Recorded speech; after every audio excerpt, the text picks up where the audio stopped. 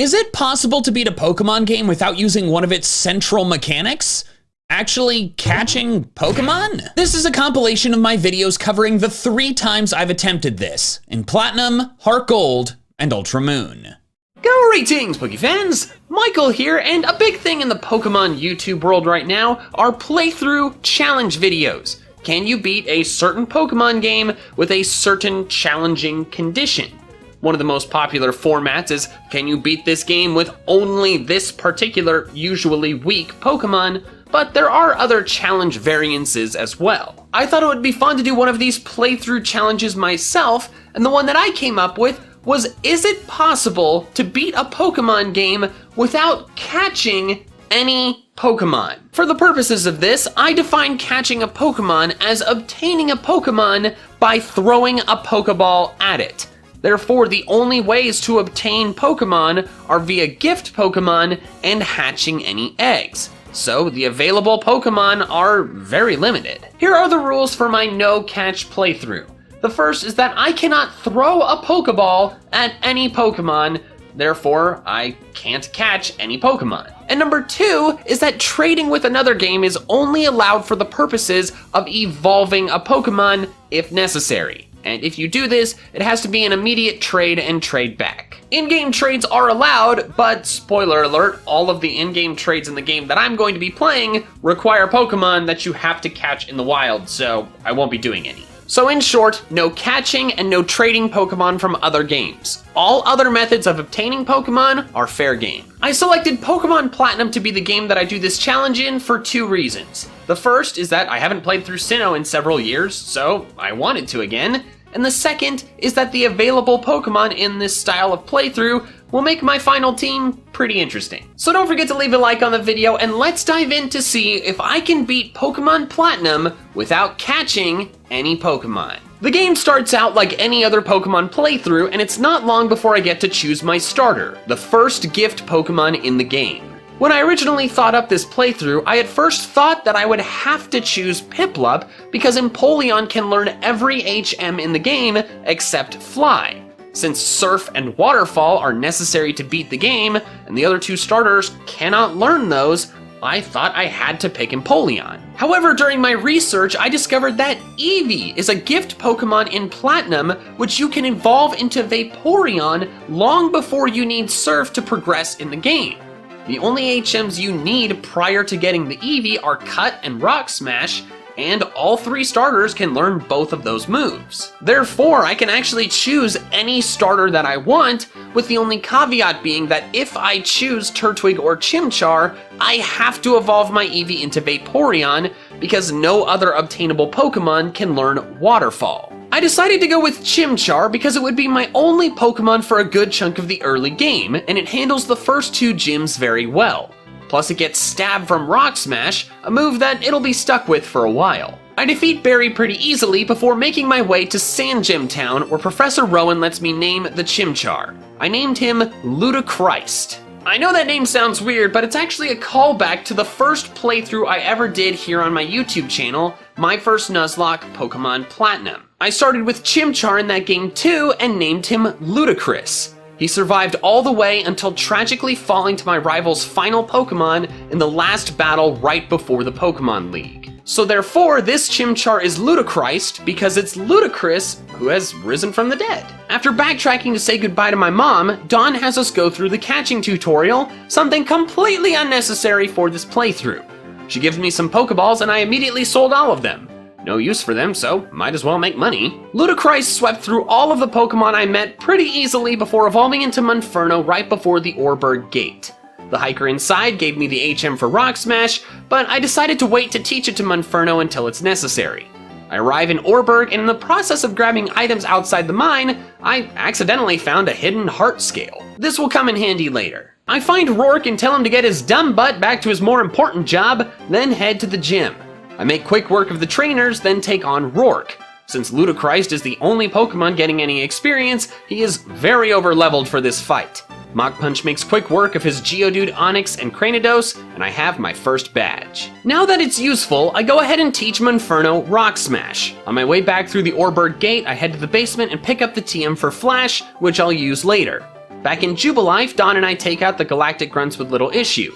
I then fight my way to Floraroma Town, take out some more Galactic Grunts on the way to fighting Mars. Her Zubat is dealt with easily, and while a crit scratch from Perugly did a decent chunk, a Rock Smash followed by a Mach Punch were enough to take it out. I head out and battle my way up to Eterna Forest, where Cheryl tags along for a little bit.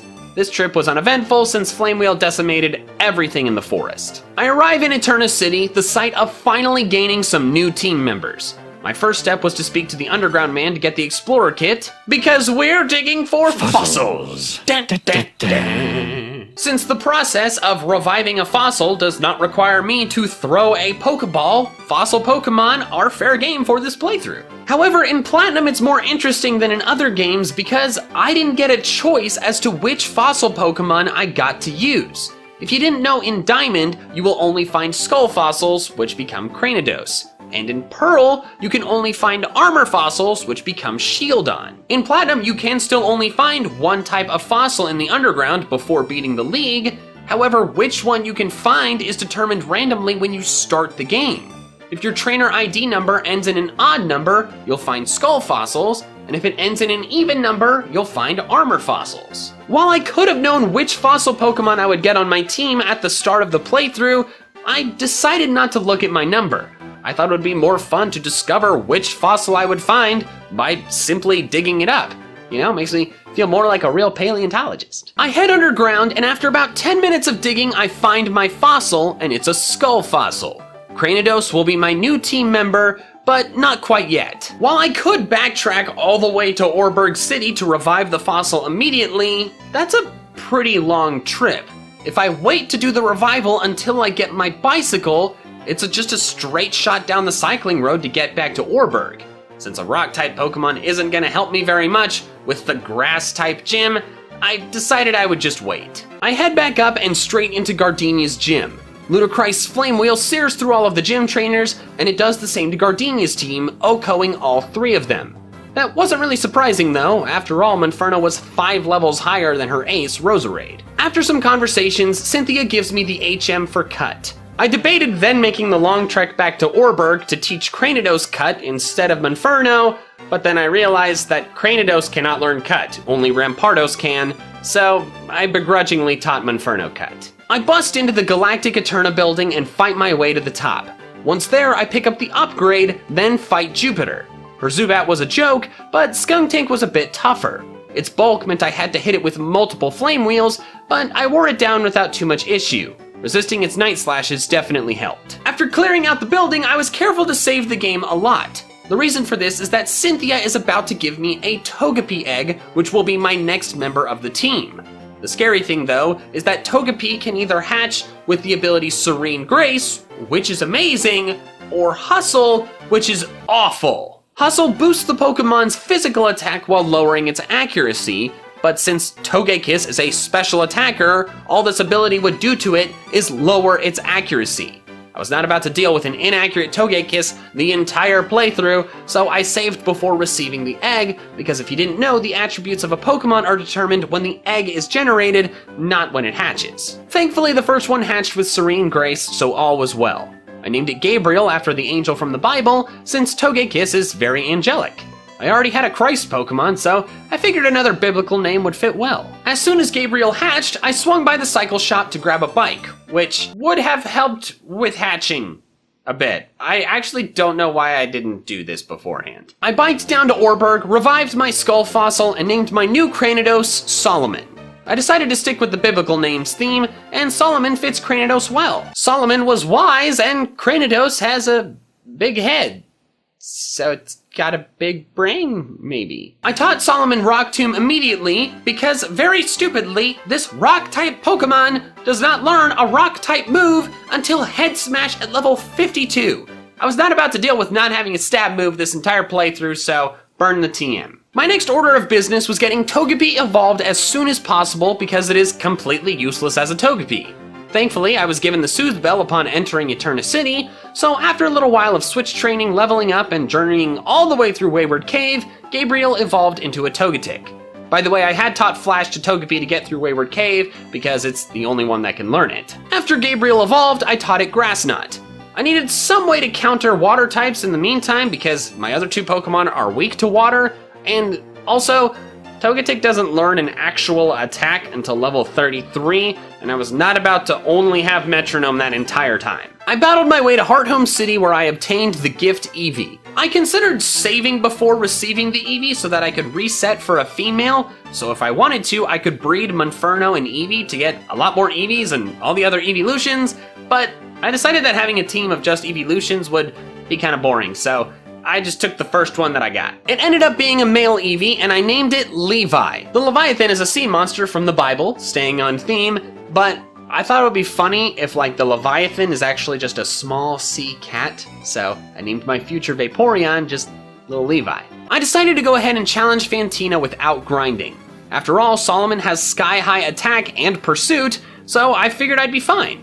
Learning Assurance during the course of battling the gym trainers was extra great, since Assurance doubles its power if Cranidos takes a hit first, which was likely since it's a bit slow. I took out her Duskull without much issue. I was hit with a Future Sight after it fainted, but that was fine. Then she sent out Mismagius, and things got bad. Mismagius immediately goes for a super effective Magical Leaf, a move that I did not remember that it had.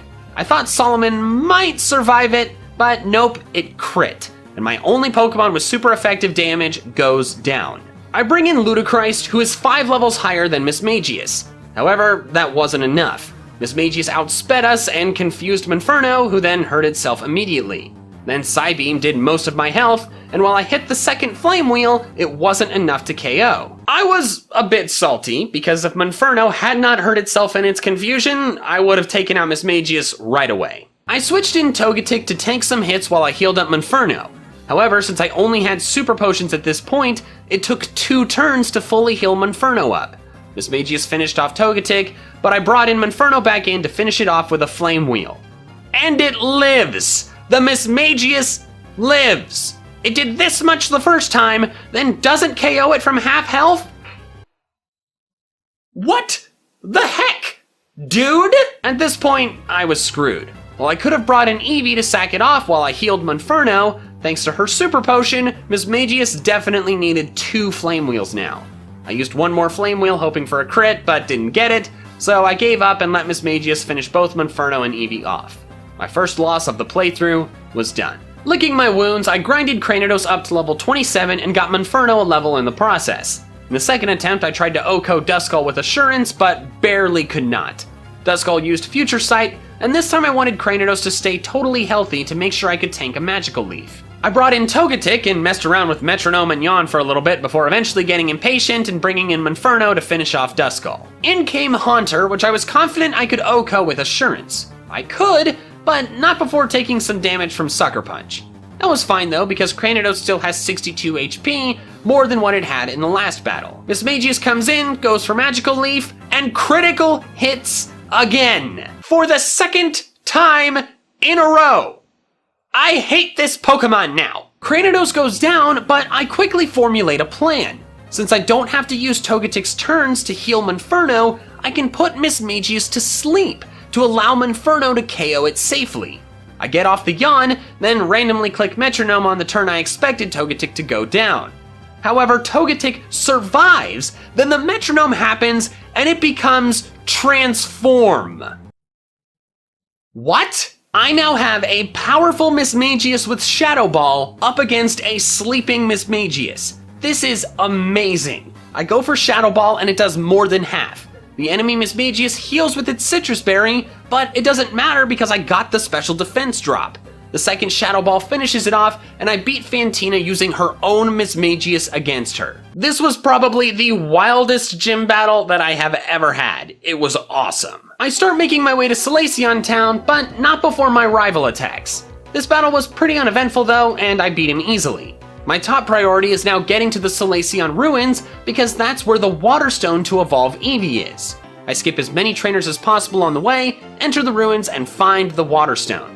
I evolve Levi immediately, and now I have my Vaporeon. Unfortunately, what I didn't realize is that I already missed a water type move on Vaporeon. It learns Water Gun by level up at level 15, but I got the Eevee at level 20. Vaporeon doesn't learn another level up stab move until Hydro Pump at the wildly inappropriate level of 71. 71? Are you kidding? This means that unfortunately I can't teach Vaporeon a water type move until I get the Brine TM from Wake, so for the time being, Levi is still useless. I grab Defog from the ruins and teach it to Gabriel. After a quick, depressing detour to the Lost Tower, I begin my trek to Veilstone. This was arduous. It's a long trip with no healing, and the last battle is one of those cursed Ace Trainer double battles. I beat their last Pokemon with only a poisoned Hurt Monferno left standing. I genuinely hate that battle. It gives me a hard time no matter the playthrough. But I still make it to Veilstone without losing, so I'm finally able to grab my 5th team member, Porygon. I named it Galaxian, like the book of the Bible Galatians, but more science-y sounding. If you recall, I already got the upgrade from the Galactic Eterna building, so I was able to evolve it into Porygon 2 immediately. My next step was to take on Maylene's fighting-type gym, but I didn't want to do that yet. My only attack that was super effective on fighting-type Pokemon was Galaxian's Psybeam, which isn't super effective on Meta-type or Lucario, and is also on a normal-type Pokemon. But I had a plan. Since this is Platinum and not Diamond and Pearl, just west of Pastoria is a Shard Move Tutor where I can teach Togetic Air Cutter, a special stab flying-type move. I make the trek south all the way there, only to discover that I don't have enough shards. Ugh. After digging in the underground for half an hour and only finding one red shard, backtracking to Wayward Cave and several other places, and evolving Solomon into a Rampardos, I finally had the shards I needed.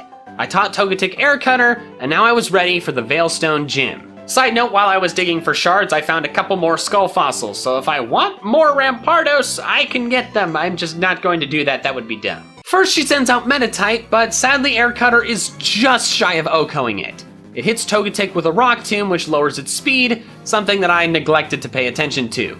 I go for Grass Knot to finish it off to save some Air Cutter PP, but that ended up being foolish. Meta-type now outspeeds and hits us with Drain Punch, doing some damage and healing itself in the process. Now Grass Knot doesn't KO, and I'm forced to take another hit before finishing it off. Machoke comes in, and I switch to Porygon 2, hoping to either live a hit or outspeed. I live a Karate Chop, and again, barely don't KO it with Psybeam. Why is this barely not KOing thing happening so much to me? I decide to risk it and try to live a second Karate Chop, which I do, so Porygon 2 finishes Machoke off.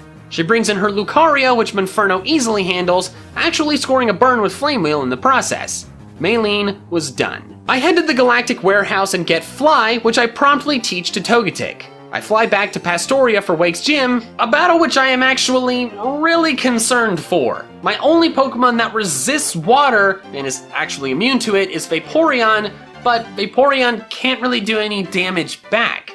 My only super effective attack is Grass Knot, which is not Stab, and is also on a Pokemon that is weak to the Ice and Rock type moves several of his Pokemon have. I bought the TM for Thunder from the Veilstone department store and taught it to Galaxian to help out.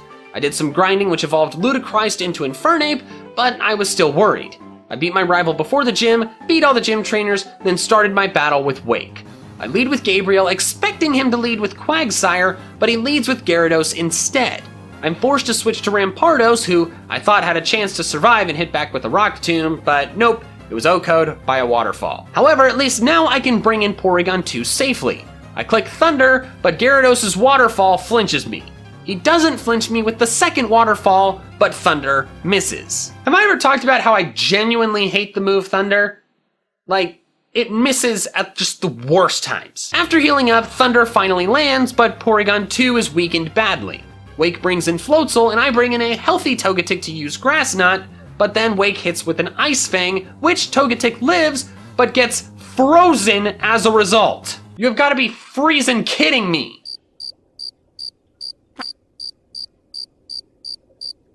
I decide to sack off Togetic to heal up Porygon 2, but that was a mistake. While Porygon 2 landed its first Thunder and OHKO'd Floatzel, I realized that I should have preserved Togetic because I needed Grass Knot to beat Quagsire. During the process of using Psybeam to whittle down Quagsire, it uses Yawn. I switch into Infernape expecting it to tank a Mud Shot, but Quagsire used Water Pulse instead. While Infernape did survive the hit, it got confused in the process, then hurt itself in confusion on the turn that would have ended the battle. It goes down to Water Pulse, but Porygon 2 is then able to come in and finish things off. Remember how I said that my second battle with Fantina was one of the wildest gym battles I've ever had? Well, this battle with Wake is probably one of the most hacks-filled battles that I've ever had. Flinching, Thunder missing, Ice Fang freezing, Water Pulse confusing, then hurting myself. Ugh, it was awful. I am glad it's over. Wake gives us the TM for Brine, so finally Levi isn't useless. I taught it to him immediately. I then chased the Galactic Grunt to Lake Valor, get the secret potion from Cynthia, and start the trek to Celestic Town. This trip is mostly fine, except for another awful Ace Trainer double battle. God, my team just really does not do well against Gyarados. I fight Cyrus in the Celestic Ruins, and the battle was a cakewalk. I almost swept him with Solomon alone, but a missed Rock Tomb forced me to switch to Porygon 2 to beat his Murkrow. But I ended up crushing him, then Cynthia's grandma gives me Surf. I immediately taught it to Levi, and then I headed to various places to get all sorts of goodies, most notably the Flamethrower TM from Fuego Ironworks, which I taught to Ludicrous. After battling the trainers on Route 219, 220, and 221, I headed to Canalave. This town is a big deal because it houses the home of the Move Deleter. I can finally delete any unwanted and unneeded HM moves from my team, so I promptly deleted Cut on Infernape and Defog on Togetic. I beat my rival on the bridge, then rushed over to Iron Island for two very important things. Well, actually 3 since Riley gives me strength, but 2 team-related things. The first is the Riolu Egg, my final team member for this playthrough, then immediately after Riley gives me that, I snagged the Shiny Stone, finally being able to evolve Gabriel into a Togekiss. I quickly fly to Pastoria and use the Heart Scale that I accidentally found back in Orberg to teach Togekiss Air Slash, its best move. Let the Serene Grace flinching commence. I then head back to Solaceon and bike back and forth for a while until I hatch the Riolu, which I named Luke, a book of the Bible and also short for Lucario. I finally have my final squad of 6, but then at this point I noticed that every member of my team except the genderless Galaxian is male. I expected that from my starter and my Eevee since I knew they both had 87.5% male gender ratios, but I was surprised that all of the other 3 ended up being male. Like, even Togepi. I thought Togepi was mostly female. Nope. Turns out it is 87.5% male. As is Riolu, as is Cranidos. Every member of my team that can have a gender is 87.5% male. It's wild. The only reason I can think of is that they want to make it harder to breed gift Pokemon? I don't know. After some switch training with the Soothe Bell, Luke became a Lucario. He was still several levels below the rest of the team, but I felt safe tossing on the experience share and heading to the Canalave gym. The gym trainers were swept through easily, as was Byron's team. Ludicrous O-code all 3 of his Pokemon without taking a hit. I do all the stuff at the library, hear the Lake Valor explosion, then head there to fight Saturn. I make quick work of him, then head to Lake Verity where I beat Mars in a similarly easy fashion. It was now time for me to make the frigid trek to Snow Point. I taught Lucario strength to spread the HM burden around a little bit, and then I headed to Mount Coronet. I was afraid of the fog for a bit because recall that I deleted Defog, but thankfully there are no trainers in this room. A max repel let me run through it without a hitch. The rest of the trip was arduous, but doable. I was cautious and backtracked to the rest lodge multiple times, but before long, I made it to Snow Point. I immediately headed to the gym and beat virtually every gym trainer with Lucario in an attempt to help catch it up to the rest of the team. Then it was time for Candace, and most of the battle went smoothly. Lucario O-code Sneasel, Vaporeon O-code Piloswine, and Infernape O-code Abomasnow. Things only got sticky when Frostlass came in, as it got up 2 double teams that made me miss 2 flamethrowers in a row. It struck with a powerful psychic that almost KO'd Ludicrous, but thankfully he survived and landed a flamethrower OHKOing the Frostlass. Now that Candace was done, I could use Rock Climb outside of battle, I just didn't have it. I had to go back to the frozen wasteland and pick it up behind this guy's house. I never remember it's there on the first trip. I taught it to Infernape because it still had an open move slot from deleting Cut, and I didn't really care about the next move, which was Fire Spit. I climb up to Lake Acuity, see Jupiter taunt Berry, then fly to Veilstone. I begin progressing through the galactic headquarters, finding the dubious disc in the process. This finally allows me to evolve Galaxian into Porygon Z, finally getting my entire team to its fully evolved state. I reach Cyrus and take him on in battle. Despite taking some hits, Rampardos KOs both his Sneasel and Crobat. I heal up against his Honchkrow and hit a Rock Tomb, which barely doesn't OHKO. Why does this keep happening to me? My next Rock Tomb misses because of course it does, and then Solomon goes down. But no worries, I bring in Galaxian to finish off the Honchkrow. Cyrus gives me the Master Ball as a reward for winning, and I meant to sell this or toss it, but I forgot. My next fight is Saturn, and I didn't revive Rampardos before this fight because I didn't think it would be necessary. Porygon Z handles Golbat no problem, but then was rudely KO'd by Toxicroak. Togekiss then beats Toxicroak easily, and then Infernape cleans up with a Flamethrower on the Bronzor. I free the Lake Trio before beginning the climb up to Mount Coronet, a famously grueling journey. It turns out not to be too bad though, thanks to Max Repels, and I arrive at the summit. The multi-battle with Barry versus Mars and Jupiter was my next fight, and Barry sends out Munchlax. I was disappointed, but also wrong. Barry's Munchlax was weirdly really good in this fight. Imagine my shock when I see a Munchlax OHKO a Skuntank 6 levels higher than it. To be fair, it had been screeched earlier, but by Munchlax, so it gets credit for those strats. The Golbats proved to be pretty annoying with dodging attacks and outspeeding us and again, barely surviving hits, but despite Porygon Z going down, I still finished off the battle without too much issue. Also, very important side note, there was a good chunk of the battle where it looked like Skuntank was constantly smelling Perugly's butt. Barry heals his squad, then Cyrus does his evil time and space mumbo jumbo.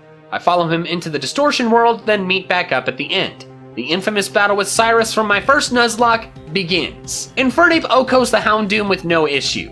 Porygon Z lives a waterfall from Gyarados without flinching and fires back with a discharge, which Gyarados barely survives. What is it with this playthrough? Cyrus heals Gyarados back up while my second discharge gets it down to red health, but Porygon Z's health is now too low to live a waterfall.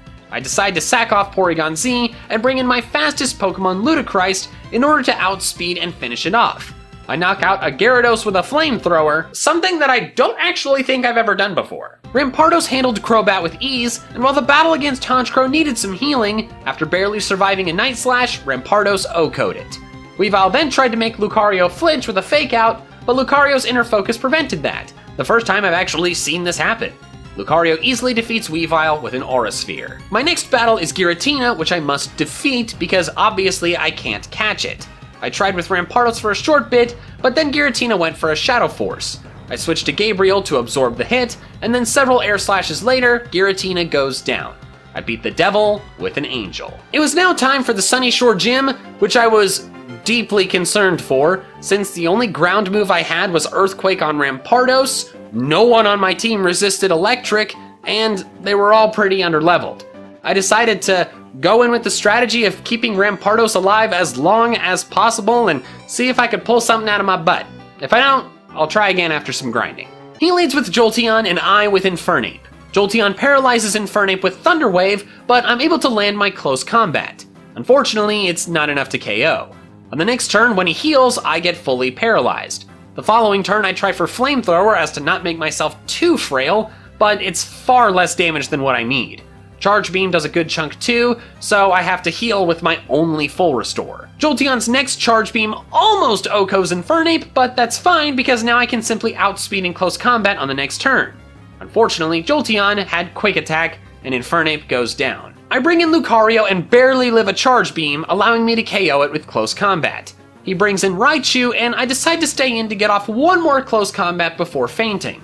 However, Raichu is faster than I realized and outspeeds Lucario, KOing it. Yeah, I probably should have done a bit more research, because a lot of his team is surprisingly speedy. I bring in Porygon Z, hoping for Focus Blast to be Focus Blast and miss a lot.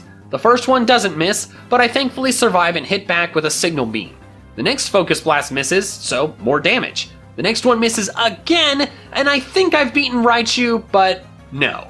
Barely survives. This game genuinely hates me. Okay, that's an exaggeration. I did, after all, just dodge 2 Focus Blasts in a row, but come on, I was salty. It was now my 3 Pokemon against his 3 Pokemon, but 2 of my standing 3 are weak to Electric.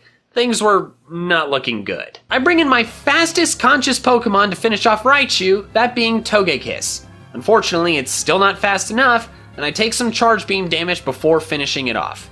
His next Pokemon is Luxray, and I decide the best course of action is to pray to the flinch gods. They give me 1, but that's it. Gabriel goes down to a Thunder Fang after I land 2 Air Slashes. I decided it was time to bring in my ace Solomon, because Levi had no hope of doing anything here. Luxray hits with a Thunder Fang and it does a disappointingly large amount of damage, but my Earthquake KOs it. Electivire is the last one left, so I bring in Vaporeon to take a hit while I heal Rampardos. A Thunder Punch and a Quick Attack later, and Vaporeon is done. It's now Rampardos versus Electivire, winner take all. Thunder Punch does about half but doesn't paralyze, and thank Helix, Earthquake Okos. The battle is over and I get my final gym badge despite being underleveled, so pat myself on the back for that.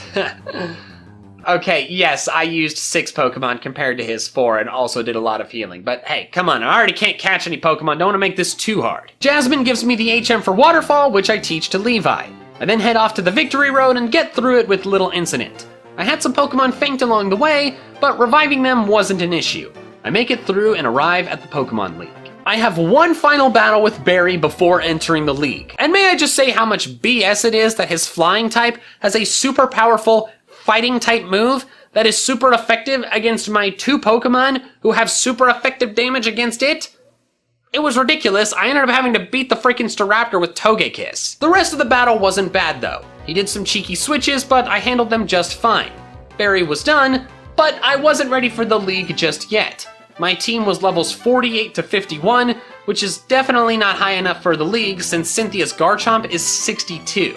It was time to grind. I got the entire squad up to level 55, then gave them a rare candy each. Once the grinding was done, I flew to the move deleter to get rid of every HM except Surf and Fly because those moves are pretty good, and replaced them with much better movesets. This was the final moveset for each member of the entire team before I headed into the league. Aaron was first up, and this battle was a joke. Rampardos, Togekiss, and Infernape handled every Pokemon easily. Next was Bertha, another easy battle. Togekiss's Grass Knot plus Vaporeon's Surf and Ice Beam OHKO'd her entire team. Next up was Flint. This battle was a bit tougher than the first 2 due to the prevalence of electric and grass moves on his team.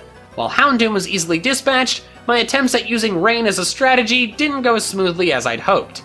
Their electric attacks still hit hard, and at one point Sun got set up, but after some weather wars, a bit of healing, and an evolution face-off, I won with Vaporeon being the only one to faint. The next battle was Lucian, and oh my god, this was probably the most intense battle of the entire playthrough. Mr. Mime was easily KO'd with Payback, but not before setting up Reflect. Lucian brings in Bronzong, which I attempted to KO using a Mold Breaker Earthquake to bypass Levitate. However, Reflect prevents it from OHKOing, and of course, the second one leaves it with just a sliver of health.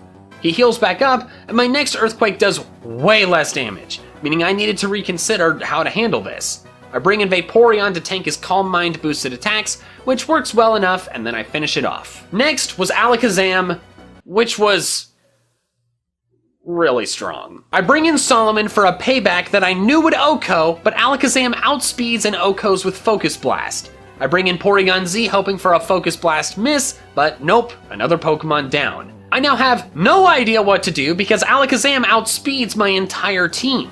The only Pokemon I have left that could survive a hit from it is Togekiss, so I bring in Gabriel. And then I realize, Gabriel knows a physical move. Fly, a move that I never used in battle because Togekiss is a special attacker, proved to be my saving grace. With Alakazam's poor physical defense, I'm able to take it out with 2 flies, but not before taking a ton of damage in the process. Out comes Gallade, which I am confident I'll body with Air Slash, so I don't heal up Togekiss.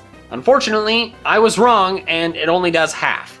Gallade's Berry heals it, then it KOs Togekiss. I bring in Infernape to use Shadow Claw, hoping for a crit, but I don't get it. However, Infernape miraculously survives a Psycho Cut, and since I outspeed, a Gallade heal and 2 Shadow Claws later, Gallade is down. His final Pokemon is Espeon, and I hit it with a Shadow Claw before letting Infernape fall. I bring in Lucario, expecting to outspeed and finish it off with close combat. However, I do not outspeed, but thankfully Lucario lives with only 24 health. Espeon goes down to the close combat, and I win the battle. God, that was intense. I had 2 Pokemon in red HP left standing when I won that. It was close. I heal up though, and now it's time for the final battle with Cynthia. Gabriel beats Spiritomb with a few air slashes, no problem. Solomon spectacularly survives an Aura Sphere from Togekiss, but Rock Slide is barely not enough to KO. She heals and I Rock Slide again, doing less this time. I decide it's best to let Solomon faint so I can bring in someone else safely.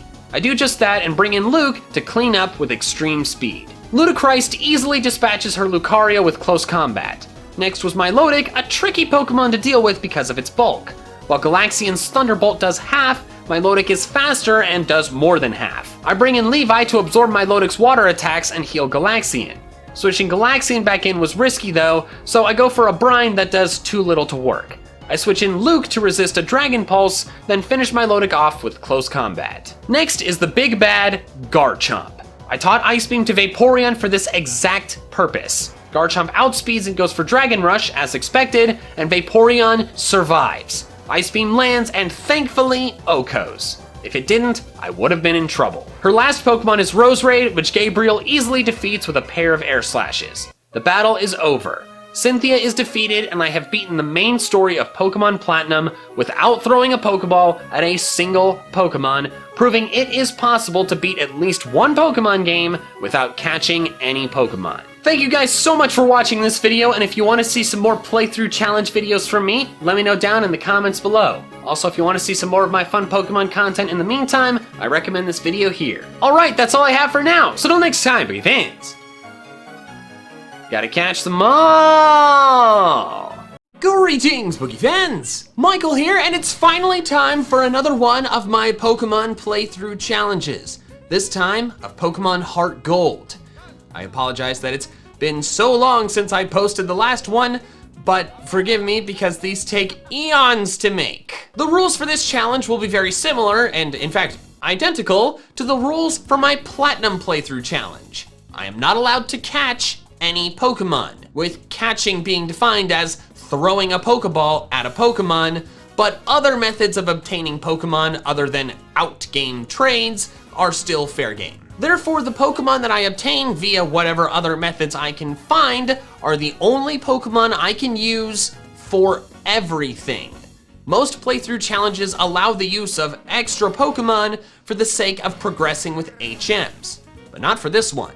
If the Pokemon I can get in this playthrough can't learn the necessary HMs, it's just not possible to beat the challenge. By the way, if you don't like that this challenge is the same premise as the Platinum one, blame the people who voted in the poll for it. Don't forget to subscribe to my channel and hit that bell to turn on notifications, and let's dive in to find out if it's possible to beat Pokemon HeartGold without catching any Pokemon. The first Pokemon I can of course obtain is my starter, and I narrowed down my choice between Totodile and Cyndaquil because Chikorita's not actually a choice because I am not a masochist. I went with Totodile for 2 reasons. The first is that in my only 2 previous Johto playthroughs, I picked Cyndaquil and I wanted to change it up.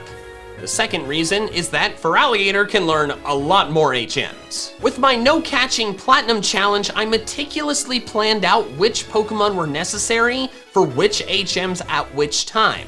But for this playthrough, I didn't do as much planning. I just kind of looked at the Pokemon like, oh, how many HMs can it learn? Several? That should be fine. Nothing of particular interest happened other than the first rival battle, which was just like every other first rival battle, until I reached Violet City, where I can now get 3 Pokemon. Oh yes, you heard me correctly. Without catching any Pokemon, I'm gonna have 4 members of my team before the first gym. In the Violet City Pokemon Center, there's a guy called Primo.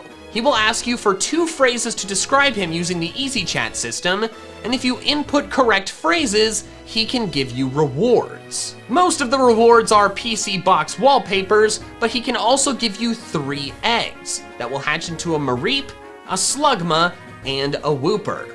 I didn't have to throw a Pokeball at these Pokemon to get them, so they're fair game. The phrases necessary to get specific awards are different for every save file, so I input my game's info into this wonderfully convenient site, got the phrases, and obtained all 3 eggs. After quite a bit of running around, I had eventually hatched all 3. I named the Mareep Woolium because that pun is hilarious, I named Whooper Whooperman because that pun is also hilarious, and I named Slugma Fast because I guess in the moment I hoped that naming it that would impart that attribute onto it. Spoiler alert, it did not. I then grinded up Mareep and Slugma, but not Whooper. Since Whooper overlaps with Totodile in typing, I decided it was most useful to me as an HM slave, because Quagsire can learn 5 of the 8. It was then time to take on Falkner. Mareep made easy work of his Pidgey first. Thundershock then did about half to Pidgeotto, but then it used Roost, meaning my next Thundershock did less. My Static paralyzed it on its next attack though, allowing me to outspeed and KO it without needing to use any potions. Gym 1 was done. Immediately after beating the gym, I am given my 5th Pokemon, the Togepi egg. I head south toward Azalea Town, and Togepi hatches quickly along the way thanks to Slugma's magma armor speeding up the process. I named it Noki because I guess the pasta kinda looks like eggs? But I didn't grind up the Togepi and actually just continued onward. While Togekiss was extremely useful to me toward the end of my Platinum challenge, in HeartGold, I can't turn it into a Togekiss until after I get the National Pokedex, which is just too late because Togetic really sucks. Besides, I can afford to not use it because I have more than one better flying type Pokemon options coming later in the playthrough. William evolved into Flaffy soon after hatching Togepi, and soon after I arrive in Azalea Town. I then dispatch Proton in the Slowpoke well with relative ease, then take on Bugsy, intending to use my Slugma to wipe the floor with him. This turned out to be a more interesting battle than I was expecting. First off, he led with Scyther, which I was not expecting. It went for Leer while I went for a 4x super effective Rock Throw, which disturbingly did less than half. Thanks to Leer, its next quick attack did more than half of my health, but Ember didn't KO it back, meaning it would KO me on the next move. However, my Ember was super clutch and burned it, meaning I survived the next quick attack and was able to finish it off with my next Ember. His Metapod and Kakuna were then trivially easy, and I won with just Slugma. Next was my rival battle with Filbert. Oh yeah, I think I forgot to mention that I named him that. It just popped into my head. That's the case for a lot of the names in this playthrough. Flaffy took out Ghastly, but took some curse damage in the process. Totodile easily took out Zubat. Then Slugma took out Bayleaf, but took several turns to do so because this stupid thing kept spamming Synthesis and my Embers kept getting just shy of KOing it. Next was Ilex Forest, and sadly I had to teach Totodile Cut because it was the only member of my party that could learn it. I arrive in Goldenrod, and Reptar evolves into Croconaw during the course of battling the surrounding trainers. Then after a bit of confusion as to where exactly he was, I found the man who gives me Kenya the Spearow, which I am supposed to deliver to his friend. Nah. I commit Grand Theft Spearow and claim Kenya as my own. It's a great Pokemon to have, which I know from experience using Kenya in my Silver playthrough, since it gains boosted experience points. But now my next mission is Miltank, what is probably the hardest gym battle in all of Pokemon, especially if you don't have access to a fighting type like I don't. Miltank's moveset is already extremely rude. 2 of its moves can prevent you from moving, one of them allows it to heal after she's run out of potions, and the 4th is Rollout, which can get disgustingly strong. In addition to that, Miltank has a base stat total of 490, which is disgustingly high, especially this early in the game. In order to beat her, I have to basically overlevel my Pokemon because, like I said, I don't have access to a fighting type. I can't do the in-game trade for Machop because I can't go catch a Drowsy. This is going to be a terrifying battle, and I grind it up a lot in order to beat it. After my training, I take her on. Clefairy took a few Ice Fangs to KO, but overall I took it out with relative ease. Then she sends in the cursed Miltank, and I bring in Flaffy, knowing that to beat it, I have to paralyze it. If I don't make the Miltank slower, it outspeeds my entire team. And that is something I cannot deal with because otherwise Stomp flinches will ruin my day. Additionally, paralysis making it occasionally not able to move is super helpful, not just because it's nice for it to not move, but also because it can interrupt rollout. Miltank immediately uses Attract, but thankfully my Thunder Wave gets through.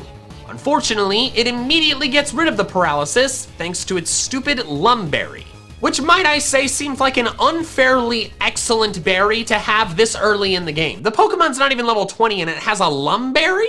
I'm then immobilized by Love, then flinch from Stomp.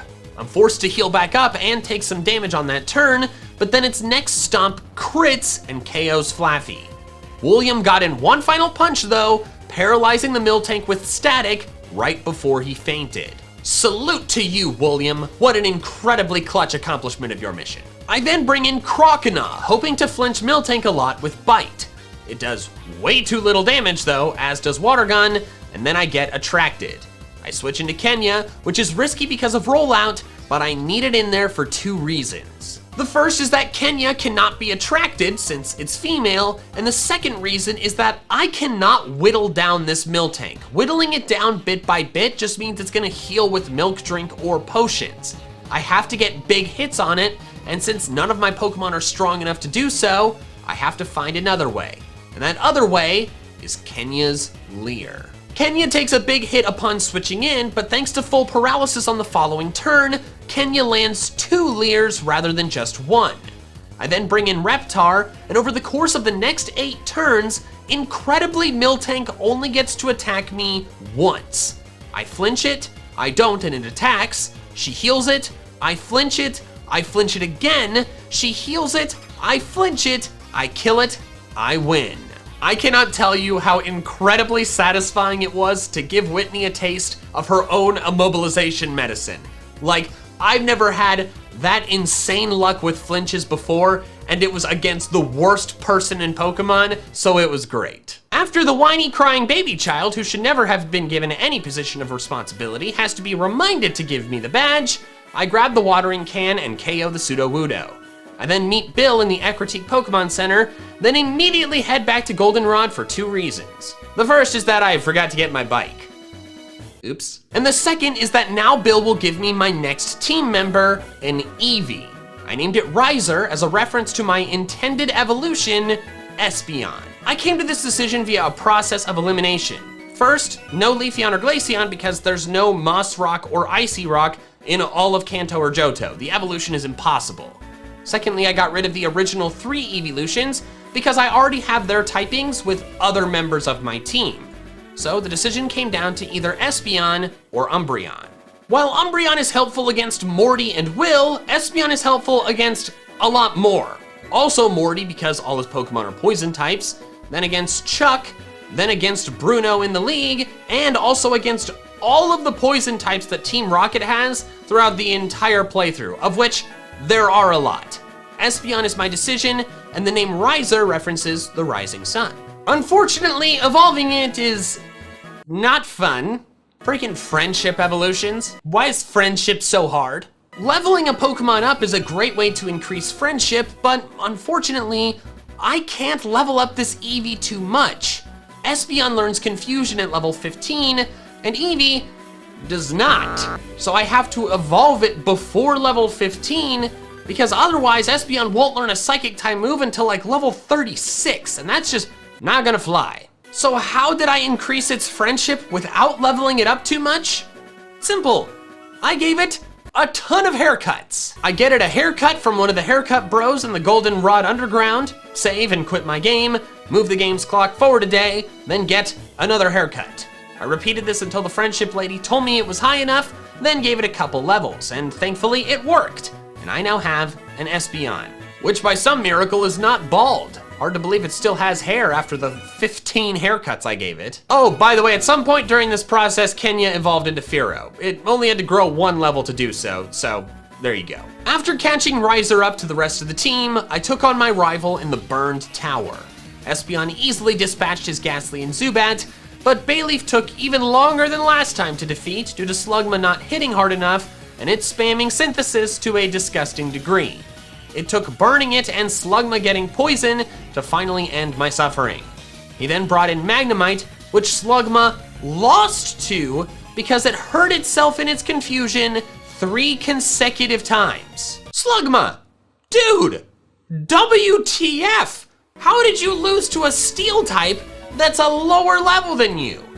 You know what? No, I take it back. The confusion hacks, that was unfair. There's no way you're gonna continue to lose to Pokemon you're strong against that are a lower level than you, right? Right? Espeon thankfully took care of the Magnemite without much issue right afterward. So after that battle of dominating my rival, mostly, I was feeling pretty confident with Espeon. I'm thinking I'm just gonna bust into Morty's gym, outspeed an Oko, all the poison ghosts in there using my base 130 special attack stat, and it's gonna be great. I underestimated him. While I did exactly that to his Ghastly and first Haunter, his Gengar was faster than I anticipated. It outsped and Oko'd Espeon easily with a Shadow Ball. I brought in Croconaw to try to use Bite to my advantage, but Gengar nearly Oko'd it, and Bite did only about a third. I switched in Kenya to absorb a Shadow Ball, hoping to do big damage with neutral Aerial Ace. Gengar then trapped me with Mean Look, then put me to sleep. I healed the sleep away because I thought it had Dream Eater and was afraid of that, but then Gengar used Sucker Punch, which of course failed. It put me back to sleep, then Sucker Punched me successfully while I was mashing Aerial Ace trying to wake up. And that's when it clicked. I have seen his Gengar use Shadow Ball, Hypnosis, Mean Look, and Sucker Punch. That means if I don't go for an attack, this Gengar literally cannot hurt my Fearow. So while asleep, instead of mashing Aerial Ace, I mashed Leer. Within just 3 turns due to Sucker Punch's low PP, Gengar was out of ways to hurt Kenya. KOing it took a while due to it putting me to sleep over and over again, but eventually after landing 2 Leers, Kenya woke up and finished off Gengar with an Aerial Ace. Who would have thought that Leer would save me in 2 gym battles in a row? His second Haunter took a bit to KO due to Curse forcing me to switch to Flaffy, which then got trapped and KO'd. But Fearow was able to come back in and clean up. Morty was done. Now that I've beaten Morty, I teach Croconaw Surf by getting the HM from the dance studio. It's not the ideal move since it's a physical attacker, but still quite good in the meantime. I make my way to Olivine, fight through the lighthouse, and receive Jasmine's request for medicine. I surf to Cianwood and almost immediately take on Chuck at the gym. I Aerial Ace with Fearow, which does big damage on Primeape, but doesn't Oko. It goes for Double Team, which I don't care about since Aerial Ace can't miss. Him healing up and 2 Aerial Aces later, Primeape is down. Next is Poliwrath. Turn 1, it goes for Focus Punch, which I stop with Aerial Ace. Turn 2, I Aerial Ace again, and it misses a Hypnosis. Turn 3, and it's over. This was probably the easiest gym battle I've had so far. I didn't take a single hit. Afterward, Chuck's wife gives me Fly, which I immediately teach to Fearow. I then find a man who wants me to borrow his Shuckle named Shucky for a while to let it see the world before returning it to him. I immediately boxed it and never gave it back. I then took some trips with my new Fly power to collect some HMs that I missed, those being Strength and Rock Smash. I taught Rock Smash to Wooper, but then realized that it has to be a Quagsire to learn Strength, and I attempted to grind it up to evolve it, but it was too slow, without the experience share especially, so I decided to just wait to do that until I got the experience share. I gave the medicine to Jasmine and now had the ability to challenge her, but decided not to because her Steelix was 5 levels higher than my highest level Pokemon, and my Slugma, my only answer for her Magnemite, was underleveled. However, giving her the medicine now allows me to travel west from Cianwood along routes 47 and 48, which, side note, have probably the best route music in all of Pokemon. The trip was mostly uneventful other than this battle with a pair of Ace Trainers, which I almost lost because this Electabuzz outsped everything and did massive damage, and my team really cannot handle electric types well at all. Oh, also I battled this young couple whose Pokemon were an Onix and a Cloyster. Oh my. I arrive at the Safari Zone gate, but dare not enter in case I'm forced into a mandatory tutorial. That may not exist, but I didn't want to risk it. Now that I can fly back here, I make my way east from Ecruteak over to Mahogany, then up to the Lake of Rage. I encounter the red Gyarados and KO it because I'm not allowed to catch it. I've intentionally run from shiny Pokemon before in Let's Go, and I think the Ultra Wormholes, but I think this might be my first time ever intentionally KOing a shiny Pokemon. Maybe I did it to an Ultra Wormhole shiny at some point, but I still think this might be a first for me. Beating it gives me the red scale, which I take to Mr. Pokemon and swap for the experience share. Grinding Wooper and Slugma up now will be much easier, which I go do in the patch of grass just south of the Safari Zone gate. Part of the reason I wanted to go to this side route area is because the Pokemon in this grass patch are the highest level Pokemon available to me at this point in the game. I do a good chunk of grinding here. God, I've been saying that a lot, and it's going to continue because, dear God, there was so much grinding in this playthrough. And during this, Reptar evolves into Feraligatr. I evolved Wooperman into Quagsire as well, finally able to teach it strength. I then cleaned out the Rocket hideout back in Mahogany and was very amused by this Murkrow mimicking Petrol's voice. I had totally forgotten about this scene since I don't believe it's in the original Gen 2 games.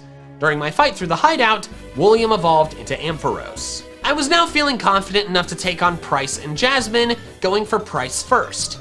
Ampharos made easy work of Seal, then Piloswine came in and I sent out Feraligatr. This fight took a little while due to lots of healing on Price's part, and Feraligatr took quite a bit of damage due to a few mud bombs and hail, but Reptar eventually won out. Price's last Pokemon was Dugong, which Ampharos handled with 2 Thunder Punches. I went straight to Jasmine's gym, leading with Slugma to counter her Magnemite since it's really my only Pokemon that can handle them. Then, her Magnemite outspeeds and OHKOs Slugma with a Thunderbolt without even critting it. Dude! Slugma! You had one job! I spent a good chunk of time grinding you up for the sole purpose of defeating Jasmine's Magnemites because every single one of my other Pokemon is either weak to electric or only has moves that Magnemite resists. And you just die immediately? Whoever decided that Slugma, this very weak Pokemon, should not evolve until level 38 deserves to have to use a Slugma on a playthrough team. If I had known it would be this bad going in, I might have chosen Cyndaquil and just used Quagsire as my water type. I'm now in a tough spot due to what I just said about how my team handles Magnemite, but I send in Espeon, who can only hit Magnemite with resisted hits, but it does have Synchronize, which works with paralysis on electric types in this gen. So even if the Magnemite paralyzes it, I will do so right back. Unsurprisingly, she Thunder Waved me immediately, and while I confused it with a Confusion, it didn't hurt itself. It didn't matter though, since after 3 total confusions, Magnemite number 1 was down. Out comes Magnemite number 2. I used a Paralyze heal so that I could Synchronize Paralyze this next one as well. Its Thunderbolt almost KO'd me though, so I was forced to heal 2 turns in a row. I can then go for an attack, and it finally Thunder Waves me, paralyzing us both. A few confusions later, and I KO'd it. Finally was her Steelix, which oddly enough was the easiest Pokemon for me to handle. Feraligatr took it out with 2 Surfs. After the battle, I learn about Team Rocket taking over the radio tower. During this whole process, I meet Filbert in the underground and take him on once again. Ampharos beat Golbat after a bit of confusion and flinching annoyance. I send in Slugma against Sneasel, which does more than half damage to Slugma, but Slugma only does about a third in return, so I'm forced to switch. Slugma, a solid mass of lava, would have lost to an ice type if I had not switched. Why is this Pokemon so bad? Feraligatr is almost able to KO Sneasel, but before it can, he switches to Meganium. I bring in Fearow, who absolutely destroys it with a crit fly. Next up is Magnemite, a Pokemon that's been the bane of my existence this playthrough, and I decide to give Slugma another chance since this Magnemite is weaker than Jasmine's. It paralyzes me instead of attacking, and Ember almost OHKOs. Its Sonic Boom isn't enough to KO me, and Slugma finally does something good. Espeon OHKOs his Haunter, then Feraligatr finishes the job against Sneasel, ending the battle. I fought through the underground and the other parts of the tower until reaching Ariana, because Proton was a pushover. Espeon beat Arbok, but got paralyzed in the process. Ampharos then beat Murkrow easily, and then I tried to use Slugma to beat Vileplume, but Ember did less than half to this grass type. After being put to sleep and hit by some acids, Slugma lost. Espeon came in and finished the battle. So let's recap. Slugma has lost to 2 different Magnemites, would have lost to a Sneasel if I did not switch it, and lost to a Vileplume. The Vileplume was the final straw. After that happened, I decided I'm not using Slugma at all anymore until I can evolve it. I'll just grind it up later. The battle against Archer wasn't too bad. Feraligatr beat Houndour and Espeon beat Coughing, but Houndoom got a bit tricky. Feint Attack got Reptar too low for comfort due to previous damage from switching in on Houndour. Its next bite crit and did a lot, but Reptar survived the next Feint Attack and finished off the Houndoom with Surf. Team Rocket is now officially no more. I can now head east from Mahogany through the Ice Path, and the only thing of note here was finding the Waterfall HM, which I can teach to Feraligatr so it has a physical water-type move. I can do so as soon as I reach the move deleter in Blackthorn, which I use to finally get rid of Cut and replace it with Waterfall. But now I have to grind again. Claire's team is around level 40, and my team is in the mid to low 30s, especially considering that I have no super effective damage for her strongest Pokemon, Kingdra. I have to be generous with my levels. So, back to the grinding. During this grinding, I finally got Slugma to evolve into Magcargo, but I didn't grind it past level 38 since I only planned to use it against Claire in an emergency. Once I got the rest of my team to level 40, I could finally take on Claire. She led with Gyarados, forcing me to switch to Ampharos. Dragon Rage was no problem though, and one discharge later, it was down. Ice Fang almost O-code Dragonair, but it held on and paralyzed me. On the turn she healed, I healed the paralysis, hoping for a better damage roll on the next turn. But I got a worse one and was paralyzed again. I healed the paralysis again, took a Dragon Pulse, and KO'd it the next turn. The next Dragonair was much easier to deal with since my Ice Fang was a critical hit, O-coing it. Next was Kingdra, who I brought Ampharos back in for. I immediately healed the previous damage from Gyarados as Kingdra went for Hydro Pump, which thankfully did less than half. I barely lived another one and paralyzed it. I then decided to fire off discharges until I fainted, but after one turn I changed my mind and healed again.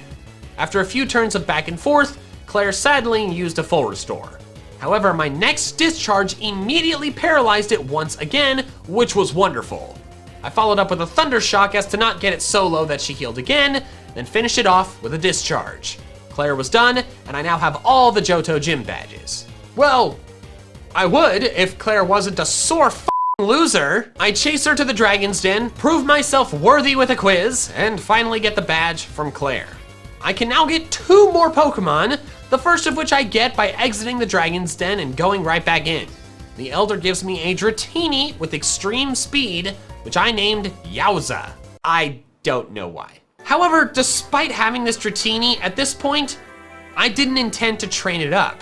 Dragonite is, of course, amazing, but it doesn't become a Dragonite until level 55, which is 5 levels higher than the highest level Pokemon in the Pokemon League.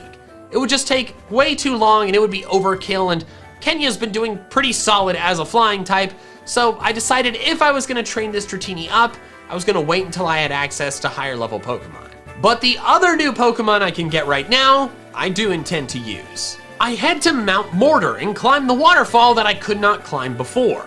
After navigating through the labyrinth of the back rooms, I find the Karate King.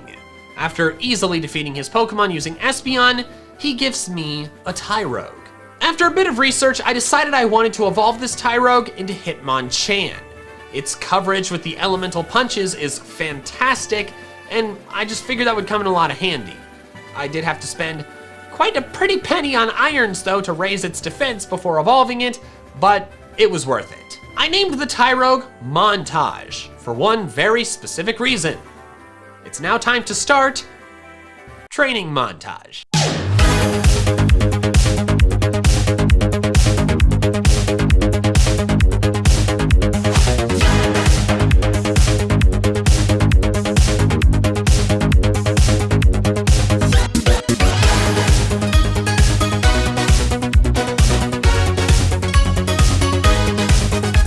After a disgustingly long amount of time grinding, Hitmonchan is now at the same level as the rest of my team. I head to Ekritique and defeat all of the Kimono girls before being awarded with the incredible honor of climbing the bell tower for a chance to capture the legendary Pokemon Ho-Oh. And I freaking crushed him! Ha! Suck it, you overgrown chicken! You call yourself a legendary? My booty, you're a legendary! You went down so easy! I can now make my way to the Pokemon League. The Victory Road had no trainers until my rival challenged me toward the end. Hitmonchan first obliterated Sneasel. Fearow easily defeated Kadabra. Magneton proved a bit annoying since Hitmonchan missed 2 attacks in a row, and then he withdrew it for Golbat. That forced me to bring in Espeon, who easily defeated Golbat, then Haunter right afterward. Meganium was pretty annoying with its usage of Reflect to drop my attack power, Poison Powder to hurt me, and Synthesis to heal. I eventually resorted to using Fearow's Leer, and after 2 of those plus Reflect wearing off, Aerial Ace OHKO'd it. His last Pokemon was Magneton, which Hitmonchan finally got to KO. My next task is to defeat the Pokemon League, and guess what? More grinding's necessary! I know some people think that the newer experience share introduced in Gen 6 makes the games too easy. No, it just removes the incredibly annoying aspect of grinding in the Pokemon games, which is wonderful. Dear God, I wish that had been in this game. I grinded my team to different levels depending on how easy the grinding was. For example, Feraligatr could easily OHKO everything in the Victory Road, so I got it up to level 50 in a reasonably short amount of time. But Magcargo sucked at everything it tried to do, so I just stopped grinding it at like level 41.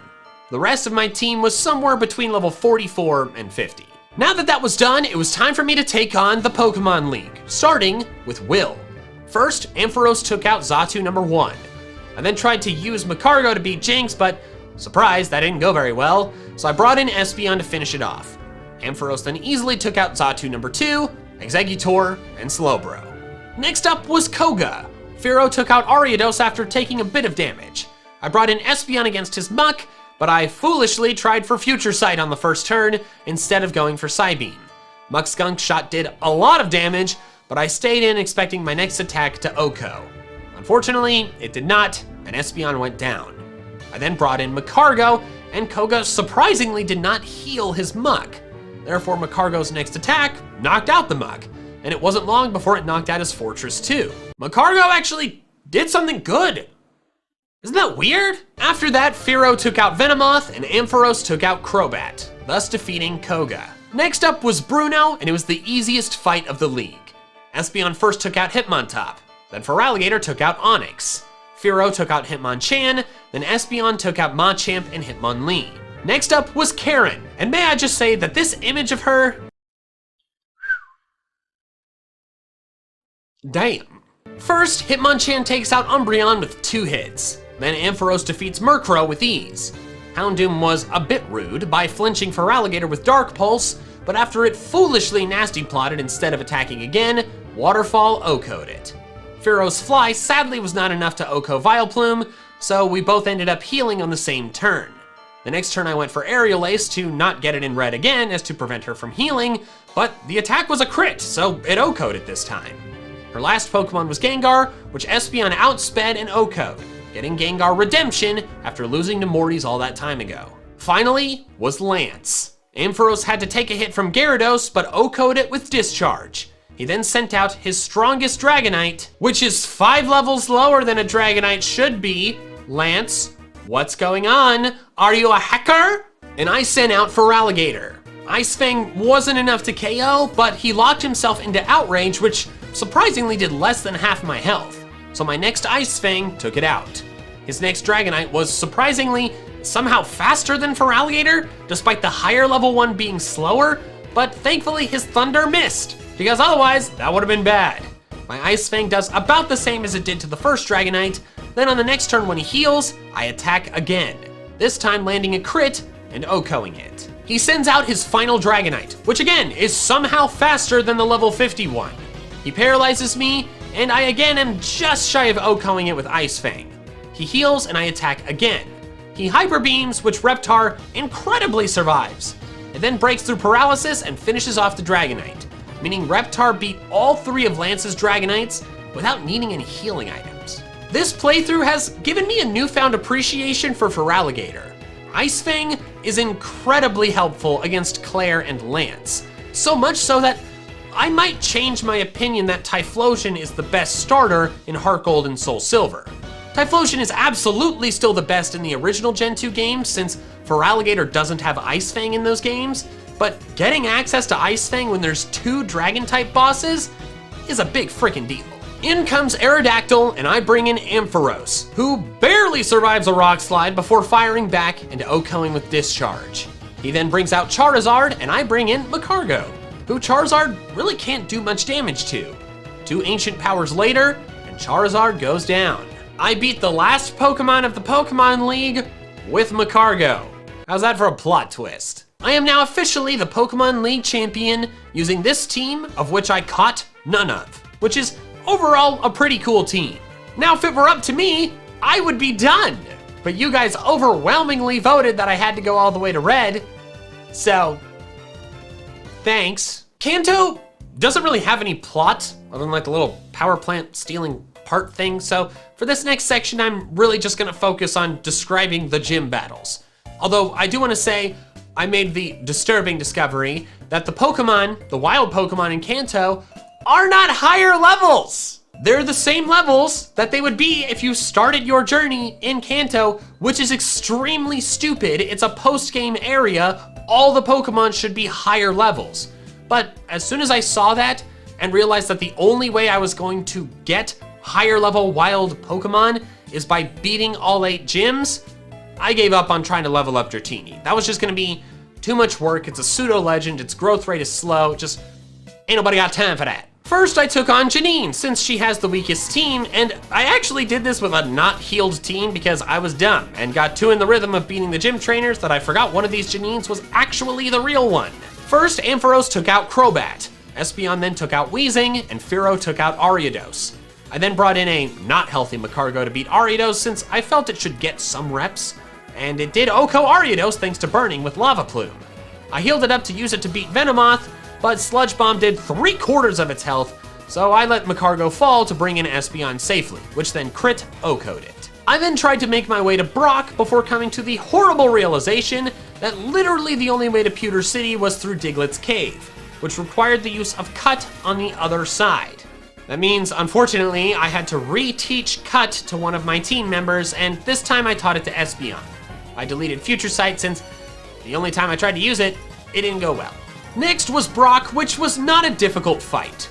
Graveler was easily taken out. Kabutops proved to be a bit annoying for Hitmonchan, but he got the job done.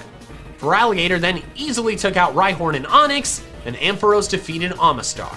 Next was Misty, who led with Golduck, which was easily dispatched by Ampharos. Quagsire was a bit annoying since I didn't have any super effective damage for it, and it barely survived my second fly. I drill pecked it twice before I let Fearow go down to bring in Espeon safely, who then finished it off. Ampharos then OHKO'd Starmie, and while Hitmonchan got big damage on Lapras, it put me to sleep. I switched to Ampharos to finish the job. Erica was next, and side note, I hated the interior of this gym. It was so confusing where I could move to the side and where I couldn't. I ran into walls countless times. Erica led with Jumpluff, which I OHKO'd with an Ice Punch. Fearow OHKO'd Victory Bell with a crit fly after it set up the sun. To take advantage of the sun, I brought in Magcargo for Tangela, who did an annoyingly large amount of damage with Ancient Power before falling to Lava Plume. Bellossom then brought Magcargo to just 1 HP, but Lava Plume couldn't OHKO. I switched to Fearow, but then as I flew, Bellossom healed up with Synthesis. Then my fly missed, and Bellossom was back to full. Fly barely didn't OHKO, so of course she full restores it. This time I go for Drill Peck once, then she heals again. I Drill Peck again, and then again after living a Solar Beam, it finally goes down. Stupid, pointless hula flower, stupid little thing, so resistant to dying. Why, I can't keep plants alive, why can she? At this point, my team has leveled up a good chunk since beating the league, but I'm still afraid of Lieutenant Surge. Because as I've mentioned a couple times in this video, my team's got nothing for electric types. So I did a bit of research and discovered that I missed the Earthquake TM in the Victory Road, so I went and picked it up. I taught it to Montage, deleting Fire Punch, and oh my god was that the correct decision. Hitmonchan single-handedly swept through his entire team, OHKOing every Pokemon with either Earthquake or Close Combat. It was beautiful. Next was Sabrina, and I led with Espeon against her Espeon for a fun mirror battle I was sure I'd win since mine was a higher level. My Shadow Ball did most of her Espeon's health, but then hers did all of mine because it crit. I sent out Feraligatr, who took a big hit before KOing Espeon with Crunch. I hoped Reptar would survive a hit from Alakazam, but it surprised me with a super effective Energy Ball, which of course KO'd Feraligatr. I brought in Ampharos and had to hit with Signal Beam 4 times due to Berry and Full Restore healing before KOing it. But thankfully, I only had to take 1 hit in the process. Mr. Mime took a long time to KO due to Light Screen especially, but eventually, Ampharos got the job done. Next was Blaine.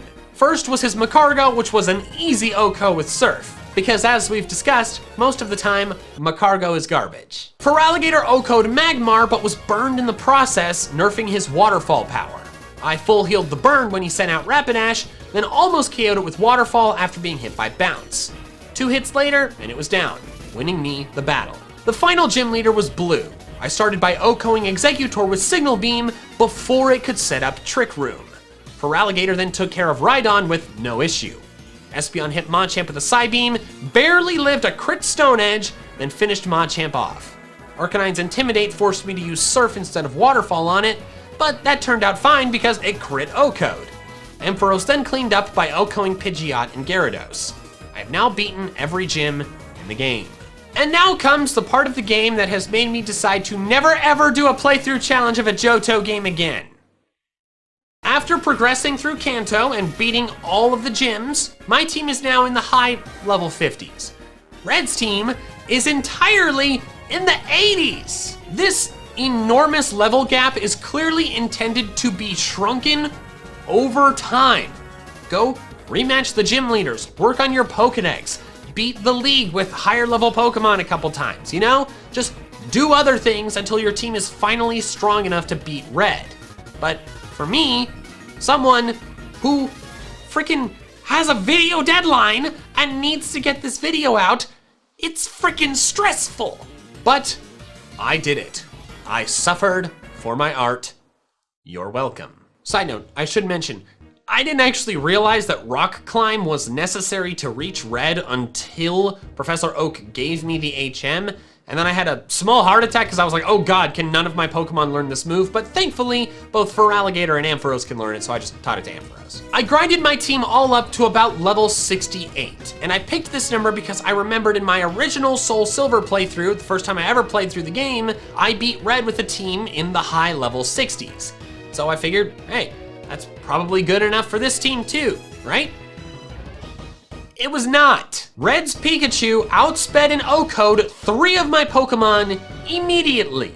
This incident reminded me that my old team had a Golem who does not care about Pikachu's quick attack and 2 electric moves.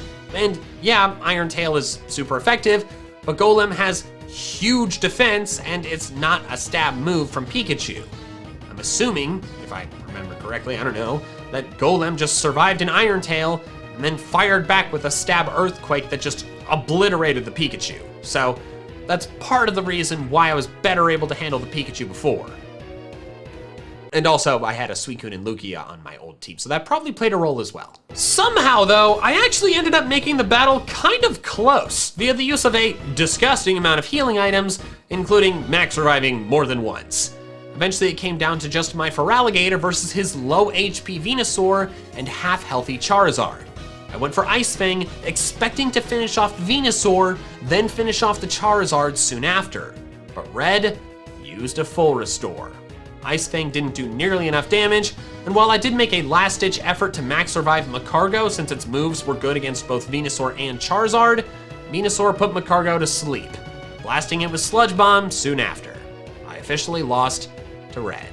I'm having so much fun grinding, that's a lie. I go back in with the team now at level 75. This time Hitmonchan lives the hit from Pikachu and fires back with Earthquake, KOing it, but hail damage finished off Hitmonchan right after. I sent in Ampharos against Charizard. It got in a big hit with Flare Blitz, but I hit back harder with a Discharge that KO'd it. Red then brings in Snorlax, and I bring in Magcargo to take some hits while I max revive Hitmonchan. which I feel is necessary to beat Snorlax. Magcargo gets in a yawn and a bit of damage before fainting, so when Hitmonchan came in afterward, it was free to close combat Snorlax into oblivion. He then brought in Lapras, which I decided to try and KO with another close combat. And while it came close, it wasn't enough. Lapras, of course, destroyed half defense's Hitmonchan, but it allowed me to bring in Ampharos safely. I healed on the same turn he did. We exchanged hits, but since I was faster, my second discharge defeated the Lapras. Next was Blastoise. I knew I needed a chance to heal Ampharos, so I sent in Feraligatr to tank hits while I healed it. I swapped Ampharos back in, which unfortunately ended up with lowered special defense thanks to Focus Blast. I went for Discharge, but the Blastoise Blizzard froze me. Normally, a freeze is a freak accident, but when you consider the fact that this is the 4th time he froze me, because he froze me 3 times in the first battle, I get a little cross with this asshat. I have no choice but to switch, both to have a chance to heal up and to get my special defense back. I bring in Espeon and full restore Ampharos in the back. Espeon lives 2 blizzards and has a chance to use Grass Knot, which gets Blastoise into red HP. Blastoise finishes off Espeon, and I bring a healthy Ampharos back in. Red, of course, full restores, but now I get a free discharge. He full restores a second time, and I discharge again. Finally, he attacks instead of healing, and I KO this stupid freaking turtle. Last is Venusaur, and I leave Ampharos in to attempt to paralyze it. Unfortunately, it puts me to sleep, but Ampharos wakes up immediately, landing the Thunder Wave.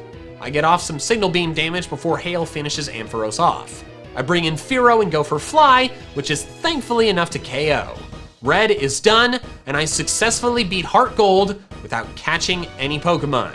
My takeaways from this challenge are, number 1, Feraligatr with Ice Fang is very good. Number 2, Ampharos is incredible and a staple in any Johto playthrough.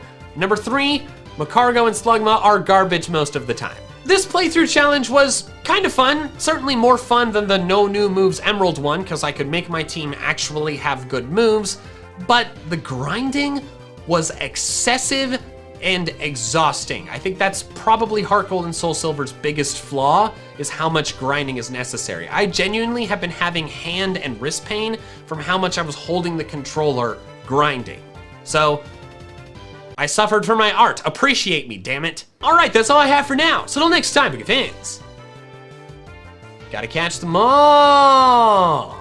Greetings, Pokefans! Michael here, and twice before I have attempted to beat Pokemon games without catching any Pokemon. Catching defined as throwing a Pokeball at a Pokemon. This is my 3rd attempt of that same challenge, this time in Pokemon Ultra Moon. The first time I've played through an Alola game since Ultra Sun and Moon came out. This challenge, though, was actually already completed as a 3-part series over on my other channel, MandJTV Plays. So if you want to watch my reactions to things as they happen, then you should check out that series and subscribe to MandJTV Plays. And this channel, if you haven't already, pretty please. The first big decision I had to make is which starter to pick. This Pokemon is going to be my only Pokemon for quite some time, so I need one that I can really depend on. Thankfully, unlike the older games, the Alola games do not have HMs and use Ride Pokemon instead. Therefore, my starter decision is not impacted by what overworld moves it can learn. I will simply be able to pick whichever one I think will be the strongest. I go into it in more detail in my best starter Pokemon in every game video, but I firmly believe that Popplio, eventually Primarina, is hands down the best starter for any Alola playthrough. The combination of Water and Fairy Stab just match up so well against most of the major boss battles, literally more than half of them. I named my Popplio Fabio, since it's male and will someday have fabulous hair like Fabio. The game then became a Popplio solo run, which was relatively uneventful until the teacher. Dun, dun, dun. Ooh, that really dried out my eyes. This teacher uses a Magnemite in Sun and Moon, which also would have been tough for Popplio, but in Ultra Sun and Moon, she always uses the starter Strong Against Yours, which is one of the many reasons that Ultra Sun and Ultra Moon are tougher than Sun and Moon. In my first attempt, my strategy was to use Baby Doll Eyes to minimize the Rowlet's attack, dropping the power of its super effective Leafage to make it easier to tank, and also use a lot of healing. Unfortunately, after I spent the time getting it to -6 attack, the Rowlet landed a crit, which was enough to KO. Rowlet, I love you, but come on! On the second attempt, I did the same strategy, but stopped at -4 attack to decrease the number of possible turns for a crit. This time, it did not get a crit, and I was able to win. Not long later, I discovered totem stickers, something I'd forgotten about since it had been 3 years since I played this game. Totem stickers are a big deal and a big benefit to doing this challenge in Ultra Moon instead of regular Moon, since as I reach certain totem sticker milestones, I am rewarded with gift totem-sized Pokemon. And since they're gift Pokemon, I'm not throwing a Pokeball at them, so they are fair game for my team. I also was not looking up what the totem Pokemon were as I progressed. For the most part, we'll get to that. So there were gonna be some fun surprises for me as well. Next, it was time to battle Elima, or as I like to call him, Elima Bean. Fabio was able to take down his Yungoos, but not before taking a lot of damage and having his defense halved by a couple Leers. Then he sent out his Smeargle, which I was deeply disturbed to learn new Leafage. Because of the previous defense drops, Fabio had no chance. It's kinda hard to do a starter solo run during the part of the game where there are multiple mandatory trainers whose main purpose is to incentivize you to not just use your starter. After leveling up a bit, I tried again, this time with some X items. Using an X special attack allowed me to take the Yungoos down, but it still dropped my defense by 1 stage before it went down. Immediately upon Smeargle entering, I used an X defense to get to +1, and that allowed me to win. Right before I fought the first totem Pokemon, Fabio evolved into Brionne, giving me a nice power boost before the totem Alolan Raticate. Due to Disarming Voice having the type advantage, Fabio handled it quite easily. Hau attacked me a bit later, and his team was no problem. Then it was time for the first Kahuna battle against Hala. Disarming Voice easily took down Machop and Makuhita, and while Crabrawler's Z-move was scary, Fabio tanked it fantastically and finished it off. 1 grand trial done, meaning I beat basically all of Melee Island with only Fabio. After Mantine surfing to Akala Island, I met up with Samson Oak at the beach. He informed me that if I got to 20 totem stickers, I would get a second Pokemon, so I rushed around to do that. When I got back, Samson bestowed upon me a totem Alolan Raticate, which I named Chipmunk because of its cheeks. Finally, another Pokemon, and a wonderfully huge one at that. At Ponyola Town, I battled Hau once again, and he was overall easy to take down, with Hyper Fangs from Chipmunk leading the way. I fought Gladion just a bit later, and that was also pretty easy. And then it was time to fight the totem Araquanid, which I was not feeling very confident about. Things did not start great, since Araquanid's leech life was powerful, healed it, and was super effective against Chipmunk. I tried to take out the partner Dewpider because I was worried about the support it would provide, but Chipmunk's Hyper Fang missed. The Araquanid then KO'd Chipmunk with a crit leech life, which healed it back up to full. It was once again Fabio alone. I did some baby dollizing, then felt that in order to win, I would need to use a Roto Boost to give Fabio an Omni Boost. After a little while of using Disarming Voice, I finally decided to use Bubble Beam on the Dewpider, which did way more than Disarming Voice. Somebody, not gonna name any names, forgot about the power boost that the rain provided water attacks, and should have done the math sooner. I began firing bubble beams at the Araquanid and soon was excited to see that it had exhausted all of its PP for Leech Life, its best and strongest move, leaving it with only moves that did little damage to Fabio. The summoned Masquerain was easily dispatched, and before long the Araquanid was down and the trial was over. By the way, should probably mention this since I'm sure several of you are wondering, why didn't I pick up the gift Eevee egg from the daycare, which was before the Araquanid trial? Well, the simple answer to that is that I tried by speaking to everyone inside the daycare except the one person who gives it to you. I ended up assuming that it was only a thing in Sun and Moon, not Ultra Sun and Ultra Moon, so I moved on thinking it just wasn't an option. But don't worry, I go back and I get it later. The next event of note was the very next trial, the Fire Trial against the Totem Alolan Marowak. This was a very easy one, with Fabio's newly acquired Water-type Z-move KOing the Marowak in one hit. Afterwards, Mon approached me and informed me that I could now go to Pokepelago, provided I go through the annoying task of depositing one of my 2 Pokemon into the PC first. This is really exciting because Pokemon can show up in Pokepelago if you lure them there with beans. Obtaining them does not require throwing a Pokeball, so therefore they're fair game, meaning I would be putting quite a few beans within Pokepelago. The next trial was the grass trial of the Totem Lurantis, a trial I was pretty concerned about. I knew I had to beat it with Chipmunk and Chipmunk alone, because as you might imagine, Fabio would be screwed. My plan was to X attack on the first turn, then use the normal Z move to hopefully OHKO it. But once the battle began, I realized I should X defense first due to super effective X Scissor. On turn 2, I used the X attack, held on with red HP, then fired off the Breakneck Blitz, successfully OHKOing the Lurantis. Chipmunk then easily finished off the Kecleon, and I finally beat a trial using a Pokemon other than Fabio. A little while later, I arrived in Coney City, which was super important because access to this city is what would allow me to finally get a full team of 6 Pokemon. The first thing that happened was that I finally reached 40 totem stickers. This caused Samson Oak to call me, so I rushed off to the beach where he gave me a totem Araquanid. This wasn't an ideal Pokemon to get since Fabio was already my water type for the long haul. However, it would help bolster my team in the interim, especially against pesky grass types.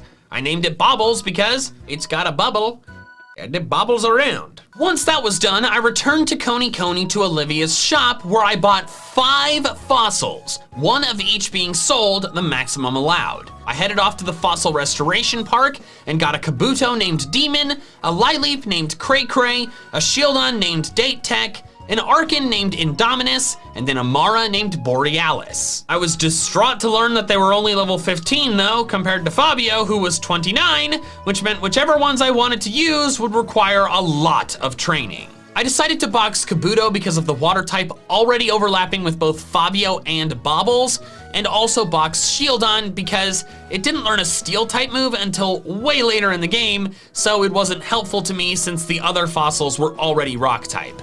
I definitely wanted to keep Bobbles around because it resisted fighting, a type that half of my new team was weak to, so I needed to take what I could get. I did a bit of training, defeating Plumeria in the process, and then it was time to fight Olivia. Anorith damaged Fabio right before Fabio OHKO'd it, and then she sent in Lileep. I swapped to Chipmunk to brute force it. It took a while and a defense drop from Crunch, but Chipmunk eventually handled it. Finally was her Lycanroc, which Fabio easily defeated with a Z move. After arriving at Ula Ula Island, I finally returned to the daycare to pick up the Eevee. This occurred at the start of the second part because the comments on the first part were what informed me that I had missed the Eevee, so thanks guys. I hatched it and named it Enigma because at the time what I wanted to evolve it into was a mystery. Since I wasn't sure yet, I decided to box it for the time being. Back on Ula Ula, How challenges me, and this time things did not go smoothly since half my team was underleveled. Torracat flinched me like crazy, but eventually Fabio took it down. Leafeon was frustratingly bulky and lived long enough to switch out. Borealis handled Noibat before falling to Leafeon. Since ice doesn't resist anything but itself, Bobbles finally took down Leafeon, and then Chompers beat Alolan Raichu. Then came Tauros, which was a giant problem. It did a ton of damage to every Pokemon I sent in, forcing me to sack Bobbles to heal Fabio, then finish it with a Z move. Not long later, Fabio evolved, reaching its fabulous final form of Primarina. After a bit of totem sticker hunting, I was surprised to see that I got my next totem Pokemon at 50 total stickers when I was expecting 60. I raced back to Samson, who gave me a totem Salazzle, which I was thrilled about. Prior to getting this Salazzle, I was really worried about the totem Togedemaru trial, since not only did I not have any super effective stab moves, if I had any super effective moves for it at all, but also 5 of my 6 team members at the time were weak to either steel or electric, Totem Togedemaru's 2 stab types. But now that I had a Salazzle that could burn the Totem Togedemaru to the ground, I was feeling a lot better. I named the Salazzle Hazmat and swapped it in for Borealis. Aurorus is a really cool Pokemon, But Rock Ice is just such terrible typing. Unfortunately, Hazmat had a special attack lowering nature, but it was my only one, so I was stuck with it. A little while later, after many hours of having access to Pokepelago, I finally had some Pokemon show up. A Hoot and a Pikipek, and neither of them stayed. How it works is you show up and they're there and you interact with them and it's like, oh, let's see if it stays, and then you come back the next day to see if it did. And the Hoot and the Pikipek just bounced, those stupid things. But that next day when I checked, there was another new Pokemon, a Comfey, which honestly, I couldn't care less about because it was a fairy type and that overlapped with Fabio, and Fabio is clearly not going anywhere. So of course, that's the one that stayed. After some totem sticker hunting, it was time for the Totem Togedemaru fight. I led with Hazmat and decided not to Firium Z right away, instead deciding to Toxic Poison it, something Hazmat can do thanks to Corrosion. This proved to be the right call since it's spiky shielded, so the Z move would have flopped. Skarmory gets called in, and I get the Toxic off on Togedemaru. Thankfully, its Zing Zap did not flinch me, and Hazmat was able to launch off an Inferno Overdrive, KOing the Togedemaru. A small bit of healing and several attacks later, the Skarmory was down and Hazmat had won. Thank goodness I got Hazmat before that battle, because like I was saying earlier, that would have been brutally difficult without it. A little while later was my first battle with Guzma in Molly Garden, and his Masquerain was absurd, obliterating both Indominus and Hazmat, two Pokemon with super effective stab moves against it. I opted to use the Z move with Fabio to be able to finish it off because I didn't want to take any more chances. Fabio then took out the Golisopod, and once again, Fabio saved me from a sticky situation. Kukui then gave me Primarium Z, which is more powerful than the regular Water Z move, so that was nice. After a few frustrating battles with Cray and Indominus not doing very well, I decided not to progress anymore until they had been grinded up a lot, since they had mostly been ineffective dead weight since getting them. Doing so evolved Indominus into Archeops, which I was excited about. Defeatist is obviously really bad, but its stats are so good that it can still be really effective if it's able to outspeed and OHKO the opponent, which is a realistic possibility with its stats. The next trial up was the Mimikyu trial, which was one I was pretty concerned about, since its only weaknesses were Ghost and Steel, two attacks that I didn't have any moves for at the time. However, I did have Steelium Z, so I taught Indominus Iron Tail using the Beach Move Tutor, which I could afford thanks to my consistently excellent Mantine Surf scores. I then found the Shadow Ball TM outside the Mega Mart, which I taught to Fabio as extra coverage. It was then finally time for the dreaded trial. Unfortunately, Mimikyu outsped Indominus and did more than half its health with Play Rough. This was really bad, since not only would Indominus go down the next turn since the Mimikyu was faster, but it also put Indominus into defeatist range, which meant even if I did have a chance to get the Z move off, its power would be severely nerfed. Indominus was able to break the disguise though, but the next turn was a disaster. My healing was immediately canceled out by another Play Rough, and then a burn from the partner Bayonet. I decided to bring in Hazmat, originally intending to use it as fodder to heal Indominus, but then decided to Toxic the Mimikyu. Hazmat barely held on and landed the Toxic, only for it to be immediately healed by the Mimikyu's Lumberry. This rag-covered monstrosity was ruining my day. I full restored Indominus and sacked Hazmat, then brought in Indominus, tired of the constant healing and wanting to get off the only super effective Z move I had. Play Rough sadly did not miss, and once again got Indominus into defeatist range, making the Corkscrew Crash do way less than it would have. I used an Archeops on my team in my first ever playthrough of White version, and maybe it's been too long, but I just don't remember having this many issues with defeatist. But in my first major battle with this Archeops, I'm already having problems. Might I say I'm not a fan? I let Indominus go down and brought in Fabio, who could not KO Mimikyu and was cursed by the Bayonet, offing itself in the process. I was forced to bring in Bobbles to heal Fabio. I brought Fabio back in and finally finished the Mimikyu and then the Jellicent afterward, completing by far the toughest trial so far. A trial that by the end had KO'd half my team and required a lot of healing in the process. Later, when fighting Plumeria, Indominus was decimated by her Salazzle, wearing my patience with it thinner. A bit later, Cray finally evolved into its namesake, Craydilly, and I taught it Seed Bomb at the tutor, since now its physical attack was way higher than special. Before long, I got up to 70 total totem stickers, and Samson Oak rewarded me with a totem Togedemaru. I was thrilled about this, since Steel and Electric were two types that I didn't have on the team. I named it Mace since Togedemaru is a ball of spikes, and I benched Bobbles, as I always intended to do. By the way, I had to use the Beach Move Tutor to teach Mace Iron Head, because for some idiotic reason in Gen 7, the only Steel-type attack that this Steel-type Pokemon can learn is Gyro Ball by TM.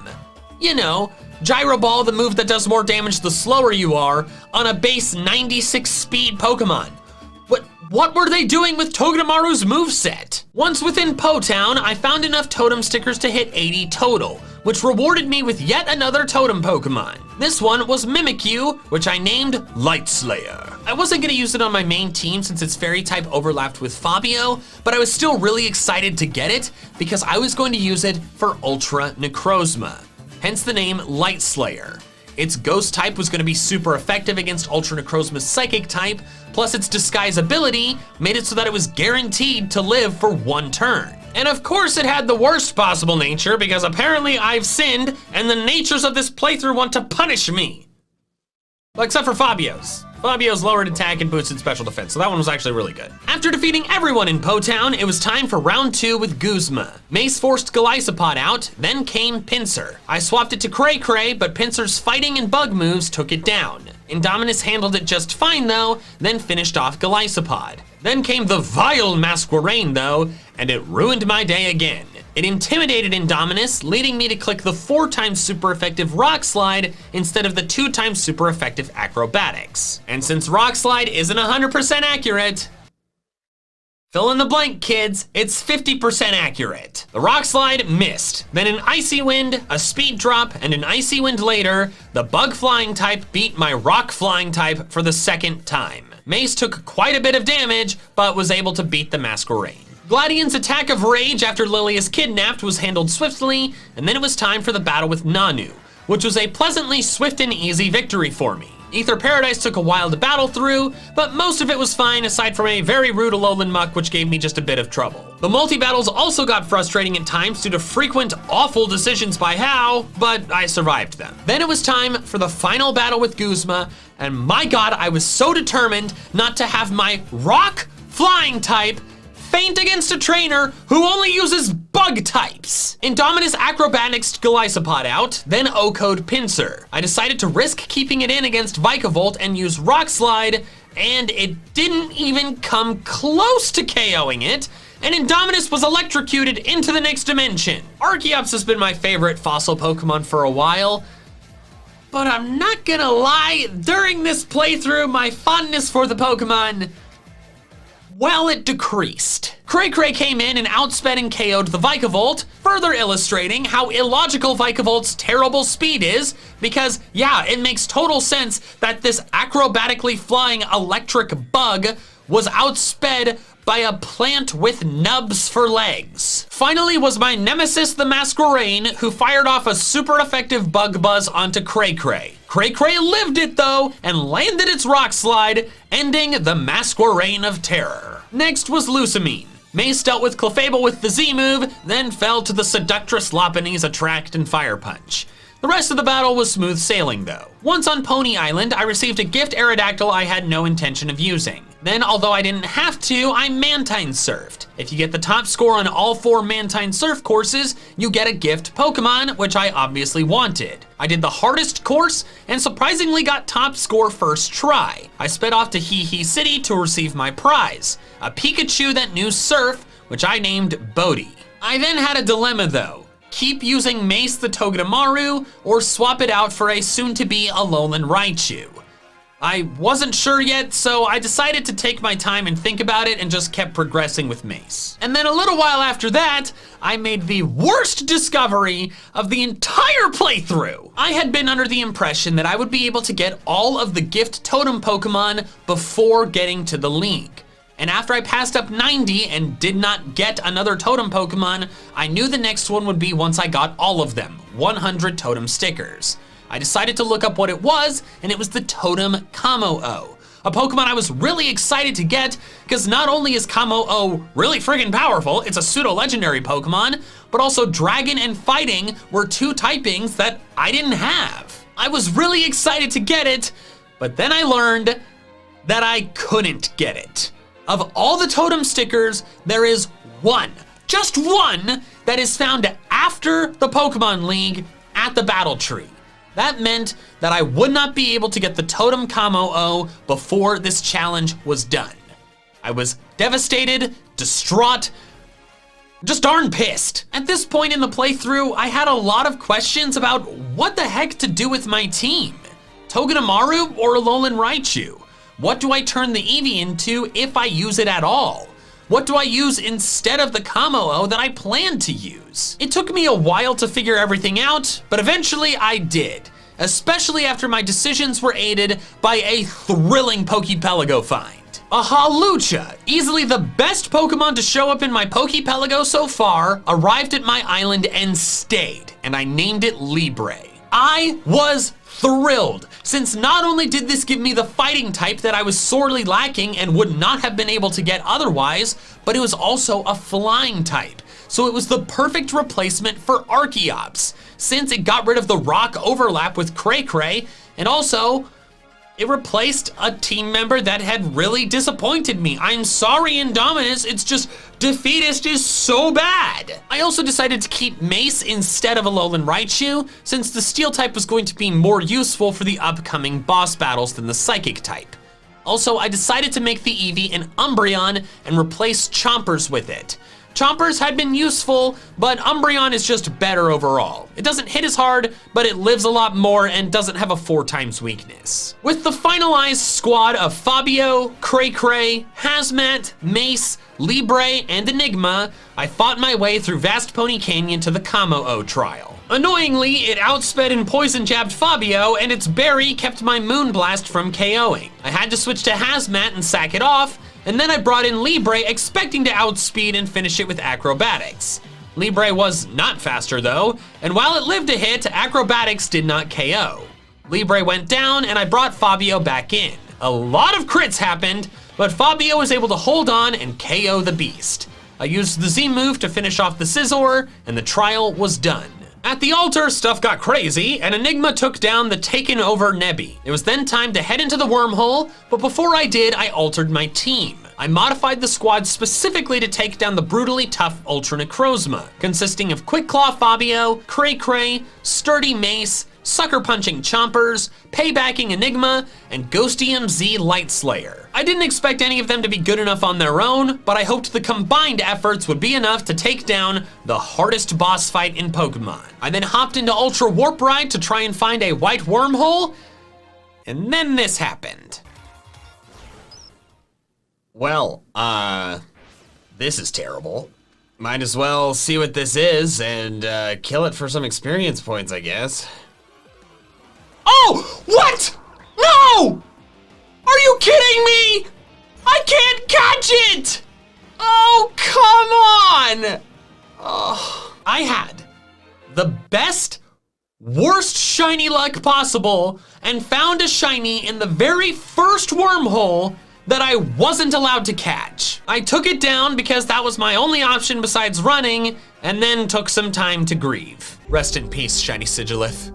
You were beautiful, but showed up in the wrong playthrough. But after recovering from that, it was finally time for the hardest battle in all of main series Pokemon, Ultra Necrozma. Mace lived the first hit outright, but would have lived anything thanks to Sturdy, that's why I brought it along, allowing me to paralyze it with Nuzzle. Thanks to the paralysis making Mace the faster Pokemon, and some full paralysis turns, Mace got more damage in than I planned before going down. I then brought in Chompers and decided to go for Super Fang instead of Sucker Punch, since I expected to outspeed due to the paralysis, and Super Fang I thought would do more damage. This was a mistake though, and Necrozma was still faster and O-code Chompers.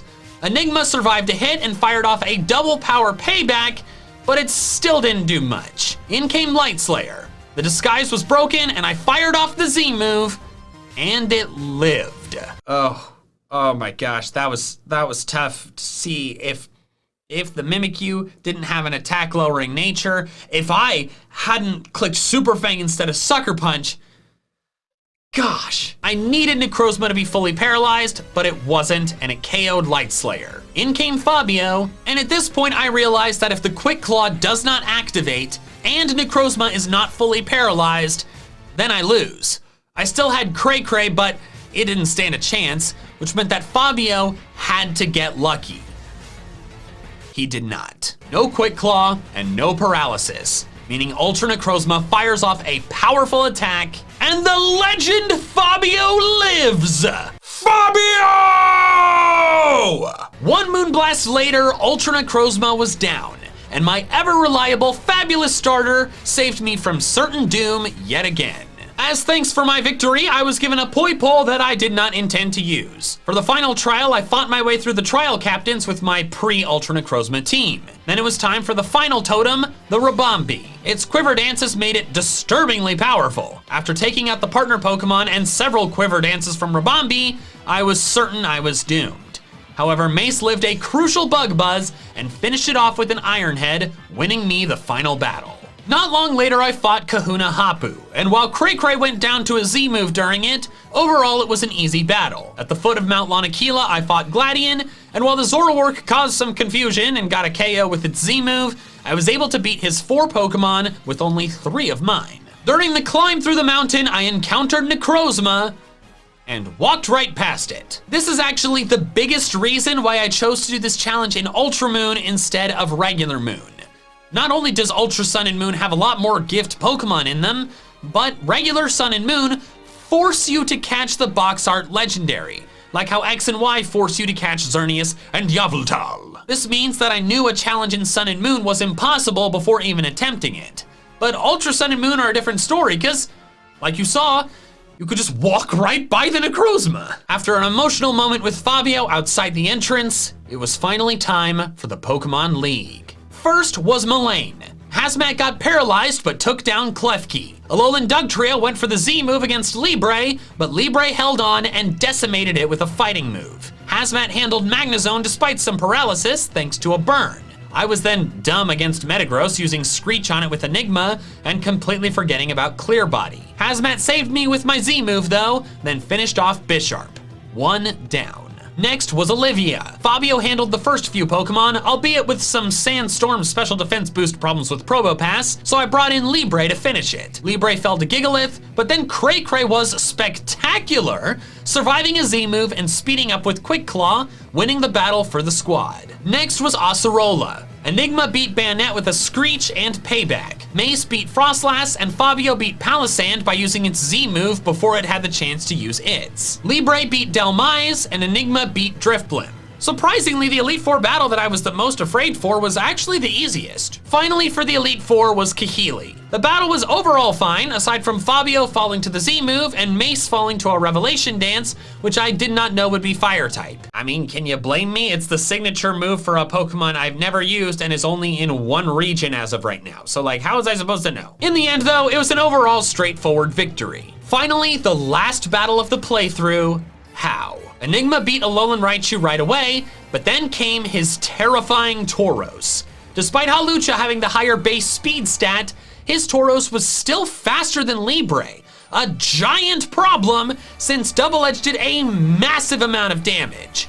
I brought in Mace to tank the normal moves, but it knew Earthquake and KO'd it. At this point, I was genuinely afraid that his Tauros was gonna sweep through my entire team, or at the least, do so much damage that my surviving members wouldn't be able to handle the rest of his team. Enigma survived a hit from Tauros and did big damage back with Payback, but wasn't able to KO. Suddenly, he withdrew while I healed Libre, bringing in Crabominable. I swapped to Hazmat, whose fire attack barely didn't KO, allowing the Crabominable to KO with Stone Edge. I was not in a good spot. Libre came back in, outsped the Crabominable, and beat it since he did not heal. Tauros came back in, and he healed it while my Brick Break did about half. I realized that if Libre lived the Double Edge, which I had seen it do before, brick break damage plus recoil damage would KO, but a crit would mean that I might lose the whole battle. Thankfully, it didn't crit, but it did more damage than last time.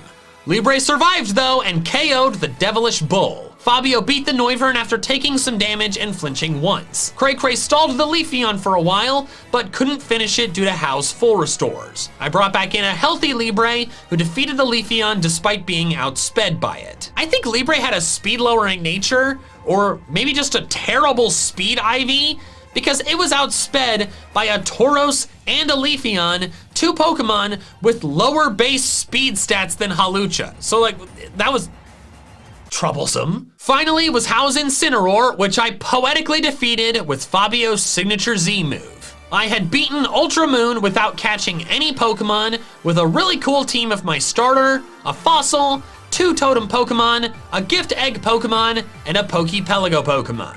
As might be obvious, Fabio, my starter Primarina, was MVP, further cementing its place as the best starter for Alola.